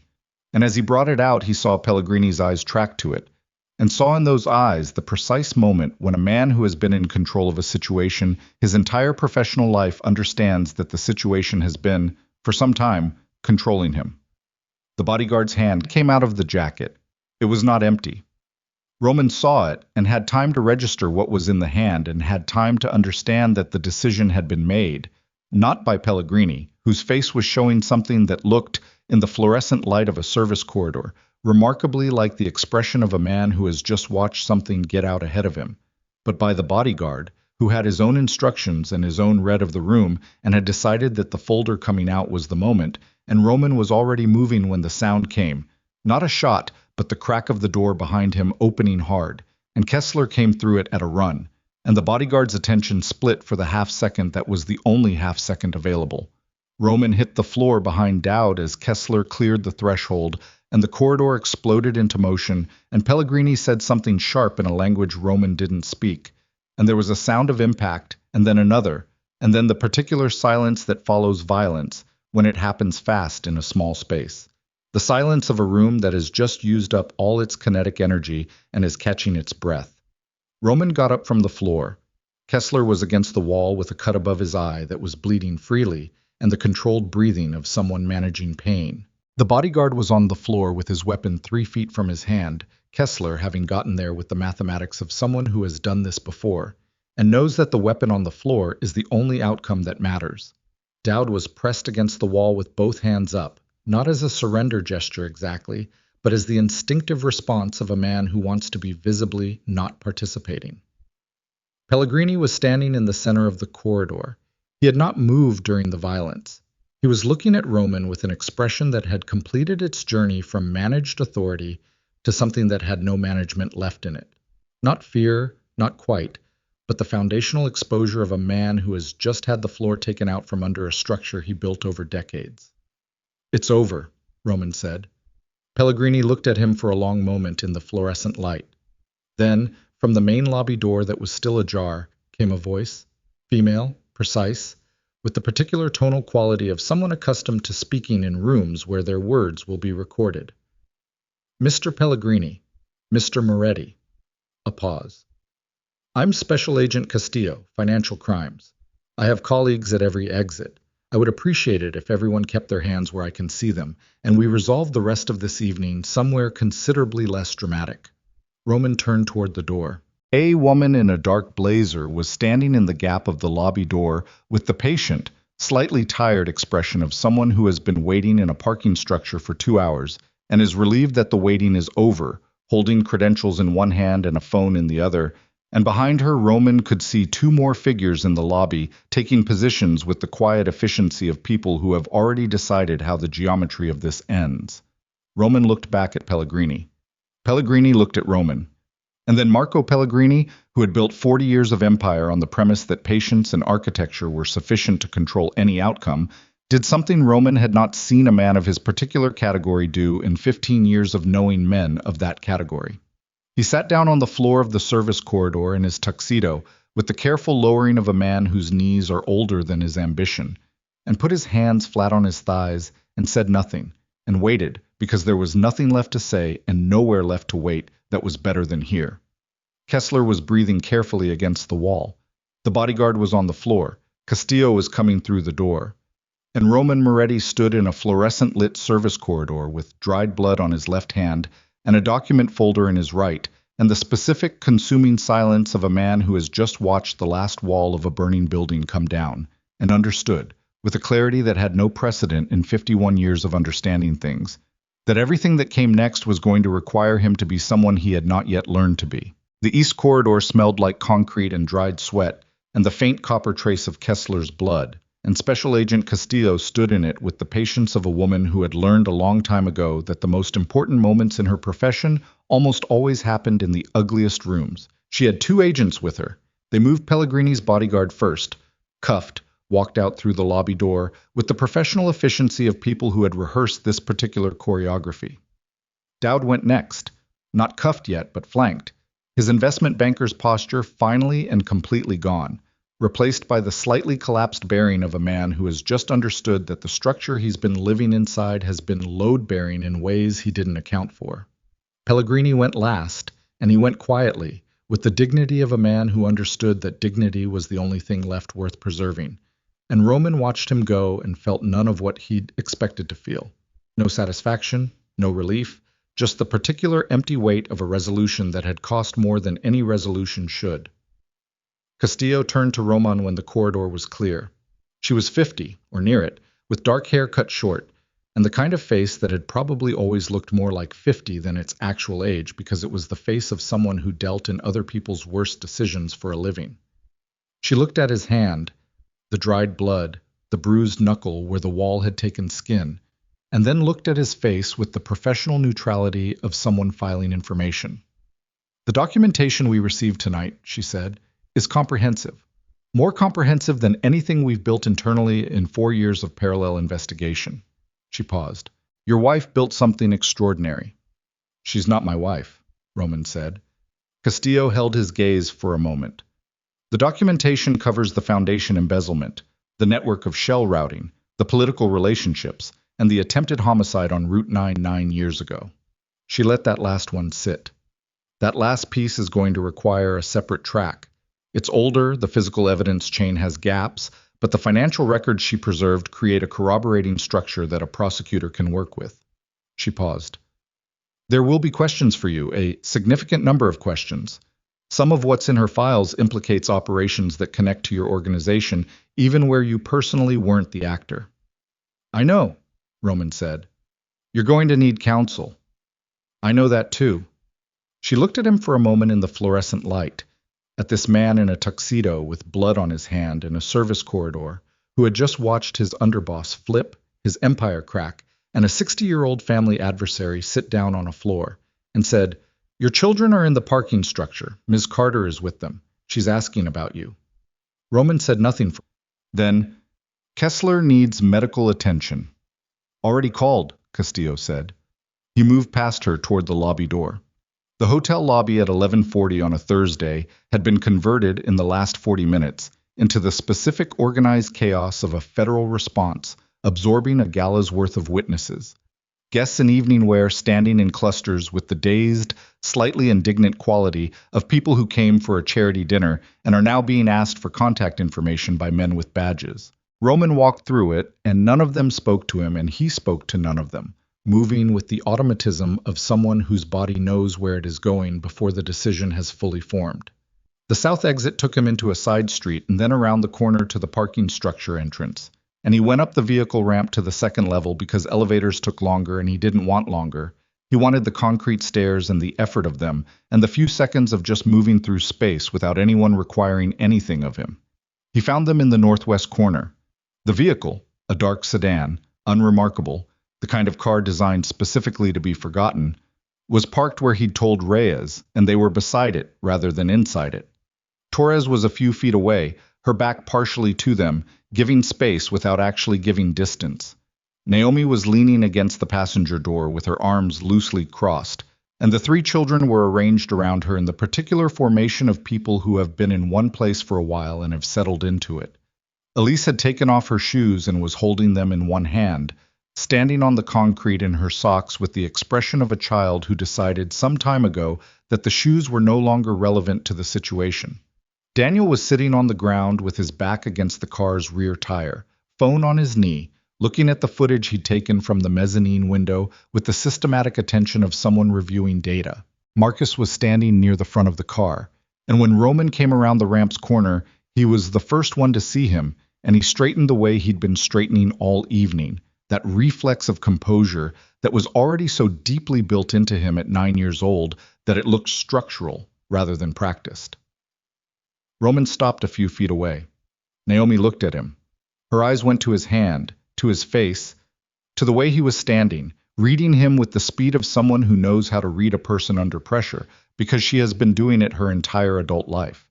She did not ask if he was all right, which was correct, because he was not all right, and the question would have been a social convention neither of them had the energy for. Pellegrini, she said. Castillo has him. Vincent. He sent the stand down. He gave me names. Roman paused. He's going to cooperate because it's the best of his remaining options, and he's always been good at identifying the best of remaining options. He held her gaze. It won't be clean. None of this is going to be clean. There are threads that go through the organization that are going to require... He stopped.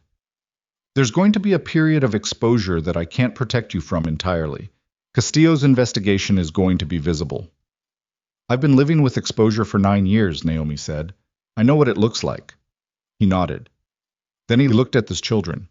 Elise had transferred her attention from her shoes to him with the evaluating quality she'd been deploying all evening, and he had the sense, again, that very little was being missed by that assessment.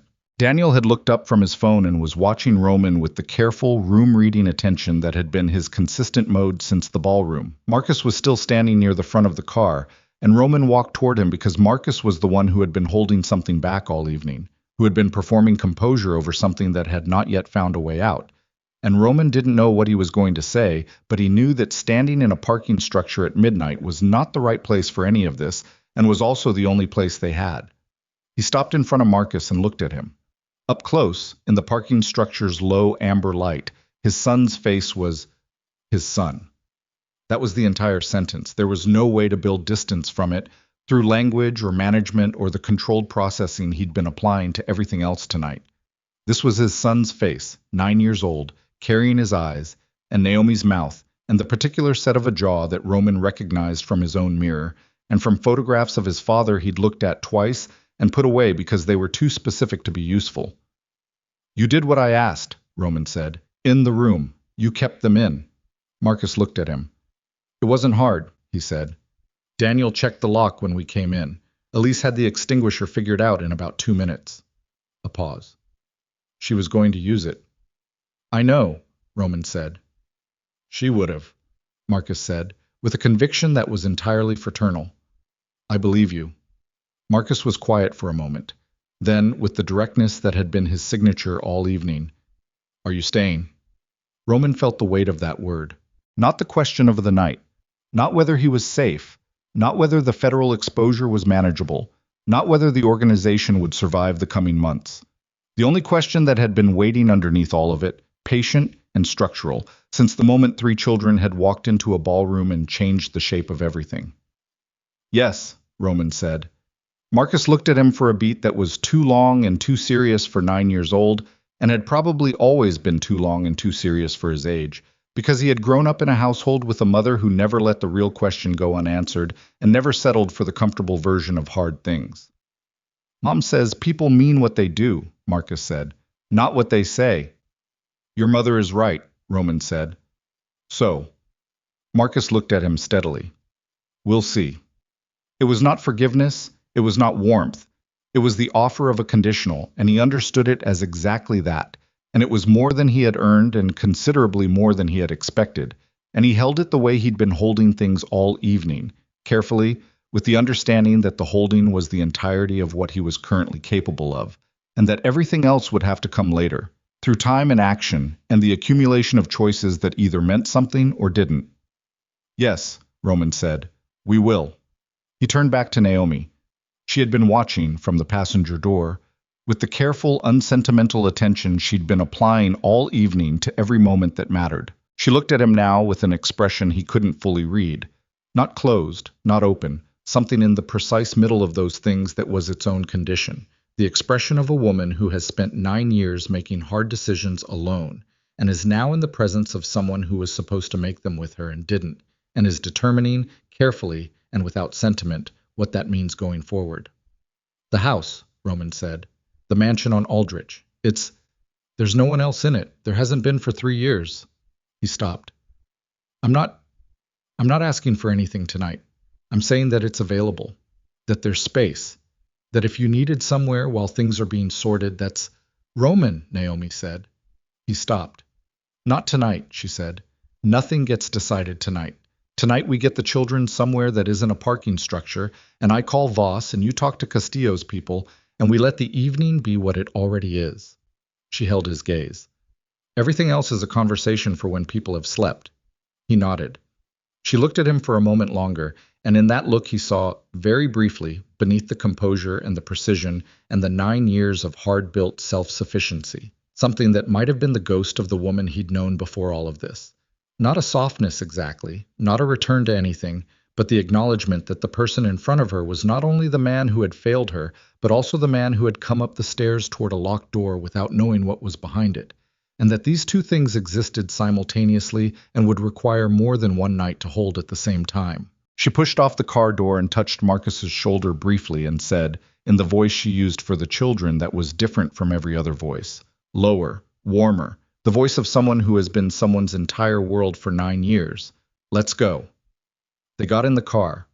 All four of them, in the dark sedan in the northwest corner of a parking structure, and Torres drove, and Roman sat in the front passenger seat and looked at the window at the city moving past and did not speak. And behind him the children were quiet, in the particular way that children are quiet. After a night they won't fully process for years. Not traumatized, or not only that, but the quietness of people whose understanding of the world has just expanded in a direction they weren't expecting, and who need time for the new shape of it to settle. He heard Daniel say, quietly, to no one in particular, "The third car moved," and then nothing else. The weeks that followed were the kind of weeks that don't have clean shapes. They don't begin and end at recognizable points. They accumulate. The federal investigation moved the way federal investigations move, with the grinding, impersonal thoroughness of a machine that doesn't care about the human architecture it's processing. Castillo's team worked through Naomi's documentation layer by layer, cross-referencing against their own 4 years of parallel work, and the picture that emerged was larger than Roman had known and smaller than he'd feared, which was the best possible version of a truth he'd have preferred not to need. Vincent cooperated. He had said he would, and he did, with the professional completeness of a man who understood that half cooperation was worse than none, and that his best remaining asset was the quality of what he could provide. The names he gave reached into 3 separate organizations and 2 government offices, and one very prominent law firm that had been structuring charitable vehicles for a clientele it had never examined too closely. The law firm's partners would spend the following 2 years in court. The government offices would generate a different kind of coverage, quieter, more procedurally managed, the kind that resulted in resignations rather than prosecutions, and that those involved would always maintain was voluntary. Pellegrini took a plea. His attorney negotiated it for 6 weeks with the particular exhausted efficiency of a lawyer who knows the case is strong and is managing the landing rather than contesting the dissent. He was 68 years old, and the plea kept him out of a courtroom, but not out of consequences. And Roman heard about the terms through Castillo in a conference room in the federal building where Roman spent more hours over those weeks than he spent anywhere else except the house on Aldrich.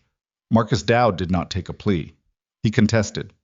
His attorney argued creative interpretations of his role that the jury, which had Naomi's documentation entered into evidence in the 3rd week of the trial, did not find convincing. The Route 9 incident, the black ice that wasn't black ice, the embankment, the creek bed, the 2 broken ribs, and the dislocated shoulder, was the piece that took longest. The physical evidence chain was 9 years old, and the primary vehicle had been crushed years before anyone had reason to look for it. And the paint transfer photographs Naomi had taken on her phone before the police arrived had been preserved on a cloud server through 4 phone upgrades with the methodical care of someone who had never stopped understanding their value. The case was complex, and it would remain complex for more than a year, but it was open, and it was moving, and the specific person who had been in the car behind hers on Route 9, a man named Garvey, who had worked logistics for the Moretti organization for 6 years before quietly leaving, and who had, in the intervening years, built a small fencing operation in the Port District, was answering questions about it. Roman dismantled the corrupt structure of the organization the way you dismantle something you built yourself, with the knowledge of where the load is, which pieces can be removed without collapse, which connections are structural, and which are merely habitual. It took more than it looked like from the outside. The foundation was restructured under independent oversight with a board he had no control over, which was the right outcome, and was also, on the day it was finalized, something that cost him more than he showed: the house on Aldrich. Naomi moved in 6 weeks after the gala, which was not fast and was not slow. It was the pace of a woman who was not being romantic about anything and was making a decision based on what was practical and what was honest and what, given the specific circumstances of 3 children who had just experienced the most unusual evening of their lives, was the most stable option available. She brought her own furniture for the rooms the children would use. Roman had offered to prepare the rooms, and she had said no, not unkindly, but firmly, with the precision of someone who understands that the details of how a space is made for a child matter to the child even when the child can't articulate why. She and Voss and a woman named Kieran, who turned out to be the children's primary tutor of 4 years, spent a Saturday doing the rooms while Roman stayed in the kitchen with the door open, close enough to be present and far enough to be not in the way, which was a calculation he was learning to make with increasing frequency. Marcus chose dark blue for his room. Daniel didn't care about the walls and cared enormously about the desk, which had to be near the window, and spent 20 minutes moving it in increments until the angle to the street was correct. Elise wanted a bookshelf that took up an entire wall and spent the afternoon unpacking books from boxes with the focused, proprietary satisfaction of someone returning objects to their proper location. Roman watched this from the hallway. He did not participate in the furniture moving or the book unpacking because it was not yet his place to participate, and he knew it, and knowing it was an education in a kind of restraint that was nothing like the restraints he had practiced his entire adult life. Not the restraint of power or strategy, but the restraint of simply waiting to be needed instead of positioning himself to be necessary. Elise at one point looked up from a box and said, without particular prelude, "You have a lot of empty rooms." "I know," Roman said. She considered this. "You should put things in them." "What kind of things?" She looked at him with the patient, slightly exasperated expression of someone explaining something obvious. "Things that aren't empty." She went back to the books. He stood in the hallway for a moment and then went back to the kitchen and stood at the counter and experienced something he did not have an immediate word for, which was the sensation of a space that had been hollow for a long time beginning to have weight in it. Not the weight of furniture or structure, but the weight of people moving through it who intended to stay. The first dinner was difficult, not explosively, not visibly, but in the quiet, persistent way of four people at a table who have a shared history that none of them have fully processed yet, and are navigating the distance between what they know about each other and what they don't, while also navigating pasta, which Daniel had requested specifically and which Roman had made from a recipe he hadn't used in 20 years. Daniel ate 2 servings and said it was acceptable. Marcus noted that the garlic could be more. Elise said nothing about the pasta and said, near the end of the meal, looking at the ceiling, "This table is too small." "We can get a bigger one," Roman said. She brought her gaze down to him. "Okay." And then, after a pause that was entirely her mother's pause, the pause of someone who has filed a thing and moved on. The pasta was good. It was the first thing any of the 3 children had offered him, without it being in response to a direct question. It landed in Roman Moretti's chest with a force entirely disproportionate to the sentence, and he looked at his plate for a moment and said, "Thank you," and did not say anything else. After dinner, Naomi and Roman sat on the back terrace of the house on Aldrich while the children were inside. Marcus reading, Daniel at the desk he'd angled to the street, Elise reorganizing the bookshelf in a way that appeared to have been a plan she'd developed during dinner. The city was audible from the terrace in the distant, ambient way of a city that never fully quiets. Not intrusive, just present, the low, continuous sound of somewhere that continues regardless. Naomi had a glass of water. Roman had coffee he'd stopped drinking. They sat with a reasonable distance between them and the silence that had developed between them over the weeks since the gala. Not the frozen silence of the ballroom, not the tactical silence of the corridors, but a different kind. Something that had been worn smooth by a lot of conversations about practical things, about the children's school arrangements, about the legal proceedings, about the structural decisions in the organization, and that had acquired, in the wearing, a quality that was something like ease without being quite that yet. "Voss wants to review the custody arrangement," Naomi said. "Not because anything is contested, she just wants it formal." "Whatever you need," Roman said. "It's not what I need, it's what makes sense structurally." She looked at him. "There will be periods over the next 2 years where the investigation creates visibility that affects them. School, activities. People will know who their father is in a different way than they did before." "I know. It's going to require conversations with them that I've been having preliminary versions of since they were old enough to understand that their family structure was different from other people's." She paused. "You're going to need to be part of those conversations now." "I understand." She looked at him for a moment. "Do you?" He held her gaze. "I understand that I'm starting from zero," he said. "Not from where we were, not from where I should have been, from zero, which is where I actually am." He paused. "And I understand that there isn't a pace I can set for any of it, that I'm waiting for things I can't accelerate, and that trying to accelerate them would be the wrong move, and that knowing it's the wrong move and still wanting to accelerate is something I'm going to have to manage quietly and not make anyone else responsible for." Naomi was quiet for a moment. Then, "That's the most self-aware thing you've said to me in, possibly ever." "I've had a month of very significant feedback," he said. Something moved at the corner of her mouth. Not quite a smile. They were not there yet. Not with each other, not for this. But the acknowledgement of something that had the structural shape of humor without the lightness, which was where they actually were, and which was, he thought, honest. They sat in the quiet of the terrace. The city breathed. Through the glass door behind them, Roman could see the lit rectangle of Daniel's window-facing desk, the boy's silhouette bent over something, the lamp's small circle of light. "She forgave me," Roman said after a while. He wasn't sure why he said it out loud. "Who?" "Elise. The pasta was good, that was—" He stopped. "I know what it was." Naomi looked at the city. "She doesn't forgive easy," she said. "She gets that from me." A pause. "The boys will take longer, in different ways. Marcus forgives in actions.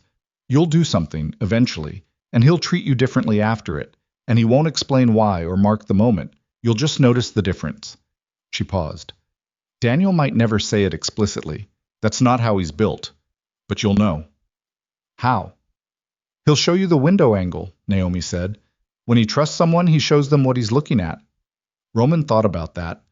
about a boy at a parking structure window counting black SUVs with his phone, filming timestamps, doing the thing he did with the people he'd been raised around and trusted, doing it instinctively, without thinking about whether Roman was in that category, because the evening had moved too fast for the usual filters.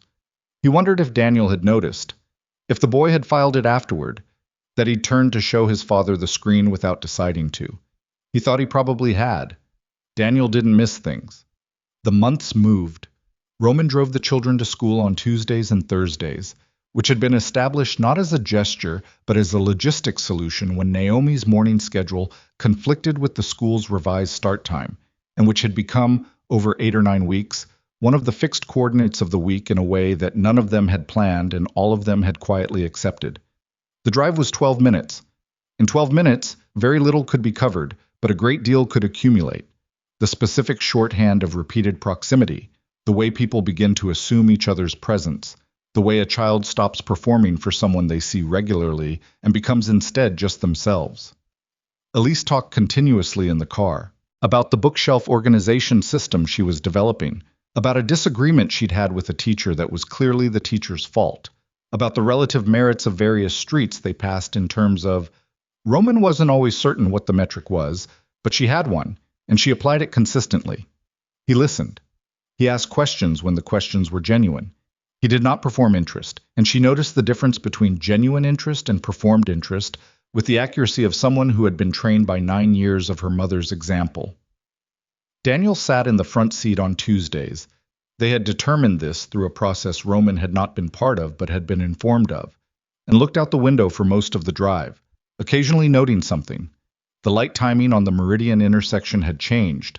The construction on 4th was further along than last week. There was a new car parked in front of the yellow house on Callaway that had been there every Tuesday for a month and probably belonged to someone visiting a relative. Roman received these observations without comment, which was the correct response because they were not offered for comment. They were offered in the way that Daniel offered things that mattered to him, simply, without requirement.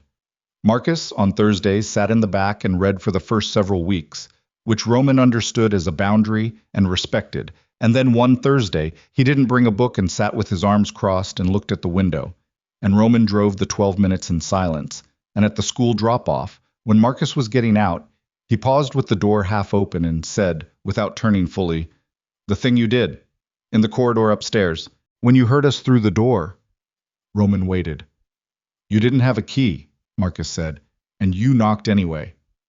"Yes," Roman said. A pause. "That was—" Marcus stopped. Then, "Okay." He got out of the car and closed the door and walked toward the school entrance with his bag on one shoulder and his chin up, and Roman watched him go and sat in the drop-off lane for longer than the drop-off lane permitted, and thought about all the things that knock anyway means, and didn't say any of them aloud because there was no one in the car to say them to, and they didn't require saying. The legal proceedings moved toward their various conclusions over the course of 14 months, not cleanly, not without cost, but with the directional certainty of a case built on documentation that had been prepared for exactly this purpose by a woman who had never stopped believing the purpose would eventually arrive. Garvey took a plea on the Route 9 charge. He had, in the end, not much to work with in terms of defense, and the recording of his second conversation with Castillo's investigators, in which he described the original instruction and who had given it with the flat, uninvested accuracy of a man who has decided that loyalty is no longer an asset worth the price, was the kind of evidence that simplified things considerably. Vincent received a sentence that was, in the structure of these things, significant. He heard it in the courtroom with the same quality of composed acceptance that had characterized everything about him once the collapse began. Not defiant, not broken, but carrying itself with the self-possession of a man who has always been primarily interested in his own competence and is maintaining that interest regardless of context. Roman was not in the courtroom. He watched the coverage on a small screen in Castillo's office and said nothing when it was done, and thanked Castillo and left. He drove home. To the house on Aldrich, which had a bigger table by then. Elise had located one in an antique store she passed during a school field trip and had texted him the address with no additional commentary, which he had understood as the instruction it was, and which had, in the rooms and the kitchen and the terrace, where the city breathed at night, the weight of people who intended to stay. Naomi was in the kitchen when he came in, reading something on her laptop at the big table with a cup of tea that had gone cold, the way her tea always went cold because she always forgot about it once she was reading. He sat down across from her. She looked up. "Done," he said. She looked at him for a moment, reading his face the way she'd been reading it since the ballroom, with the practiced accuracy of a woman who has spent 9 years needing to be accurate about the things that mattered. "Are you all right?" she said. He thought about this honestly, which was the only way he'd been able to answer her since the gala, because she heard the difference between honest and managed, and it was no longer worth managing. "Not yet," he said. "Getting there." She looked at him for another moment. Then she closed the laptop and wrapped both hands around the cold tea and said, "There's pasta left. The good kind, not the approximation Daniel accepts." "He accepted it," Roman said. "He accepted it because he was hungry," Naomi said. "There's a difference." He got up and went to the stove, and behind him Naomi opened the laptop again, and from upstairs he could hear the specific sound of Elise reorganizing something. A shelf, a drawer, the bookshelf again, always something. And from the direction of Daniel's room the quiet that wasn't silence, because you could feel the attention in it, a mind working through something at its window-angled desk.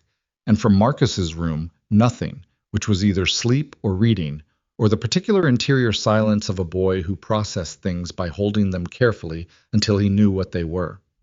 Roman stood at the stove and heated the pasta and listened to the house around him, the weight of it, the specific sound of 4 people occupying a space that had been hollow and was not anymore, and felt the particular thing he didn't have a word for.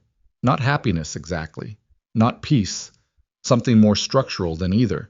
The sensation of a foundation being laid in real time, imperfect and load-bearing and true. Months later, closer to a year, they drove the black limousine one more time. Not Roman's car. Naomi's, the same one from the gala night, which had been sitting in a storage facility she rented under a corporate name because she had known, even then, that she might want to close the story the way it opened. She had told him this matter-of-factly one evening on the terrace, and he had looked at her for a long moment and understood that he was in the presence of someone who had been playing a longer game than even he had understood, and felt, not for the first time, the specific and complicated respect of recognizing a mind that had outrun his for years without his knowledge. They drove on a Saturday morning in early fall, when the city was the particular version of itself that early fall produced. Cleaned up by the first cool air, the light coming in at a different angle, everything slightly more itself than it had been in summer's blur. The children were in the back, which was enormous and comfortable, and which Elise had decided required specific seating arrangements that she had communicated by simply sitting in her chosen position and waiting for the others to configure around her, which they had. Marcus was in the middle with a book he wasn't reading. Daniel was at the window. Naomi was beside Roman in the front, which was not the way limousines were arranged, but the partition was open and the driver's name was Torres, who had been with them since the parking structure, and who drove without comment and without anything other than the steady, reliable presence of someone who understood that her job was the car and not the conversation. They drove through the city. No destination had been specified, which was new for all of them. Roman, who had not done anything without a destination in 30 years. Naomi, who had been navigating towards specific points for 9 years, and had recently begun learning, carefully, what it felt like to move without one. The children, who were young enough that a Saturday in a large, comfortable car going somewhere unspecified registered primarily as pleasant. Daniel was quiet at his window for 10 minutes, watching the streets, cataloging. Then he turned inward slightly and said, not to anyone in particular, "The light on Meridian is still wrong." "I know," Roman said. A pause. "You could fix it," said with the simple confidence of someone reporting a fact. "Probably," Roman said. Elise, from her established position. "Is that something you do? Fix traffic lights?" "I own the building on the corner," Roman said. "The city listens when the building owner calls." Elise processed this. "That seems like an unusual amount of power for a traffic light." "Most power is," Naomi said from beside him. Marcus looked up from the book he wasn't reading. He looked at his mother and then at Roman and then went back to the book. And Roman caught, just at the edge of his peripheral vision, the corner of something on the boy's face. Small, brief. the expression of someone who has been watching two people for a year and has just observed something that confirms a thing he had been provisionally holding. Roman looked at the city through the windshield.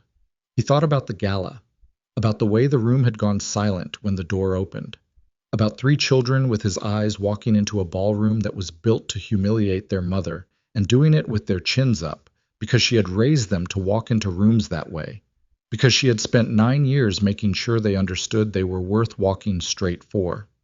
He thought about a door in a corridor and a word he'd had to guess, and the sound of a deadbolt turning. He thought about pasta and traffic lights, and a bookshelf that covered an entire wall, and a desk angled to a window, and a boy who hadn't brought a book one Thursday, and had said okay and meant something with it that had taken Roman a month to fully receive. He thought about all the things that could not be returned, and all the things that had been built anyway, in the absence of him, that he was now being allowed, provisionally, conditionally, correctly, to be part of. Torres drove. The city moved past the windows. The light was doing what early fall light does, finding the edges of buildings, making the familiar look briefly like something seen for the first time. Elise said from the back, "Where are we going?" Roman said, "Nowhere specific." A pause. "Oh," she said, and the O had in it the tone of someone discovering that this was acceptable, that moving without a fixed destination was not the same as being lost, that it was in fact its own thing, its own kind of arrival. "Okay," she said, and settled back into her position. And the limousine carried them through the city that was waking up around them, past the light on Meridian that was still wrong and would be fixed on Monday, past the yellow house on Callaway, where Daniel's recurring visitor probably belonged to someone getting better, through the early fall streets of a place that had seen the worst of all of them and had continued regardless, the way cities do, indifferent and permanent, and offering the same thing they always offer to anyone still in motion: the next street, the next block, the next version of whatever this is, waiting just ahead.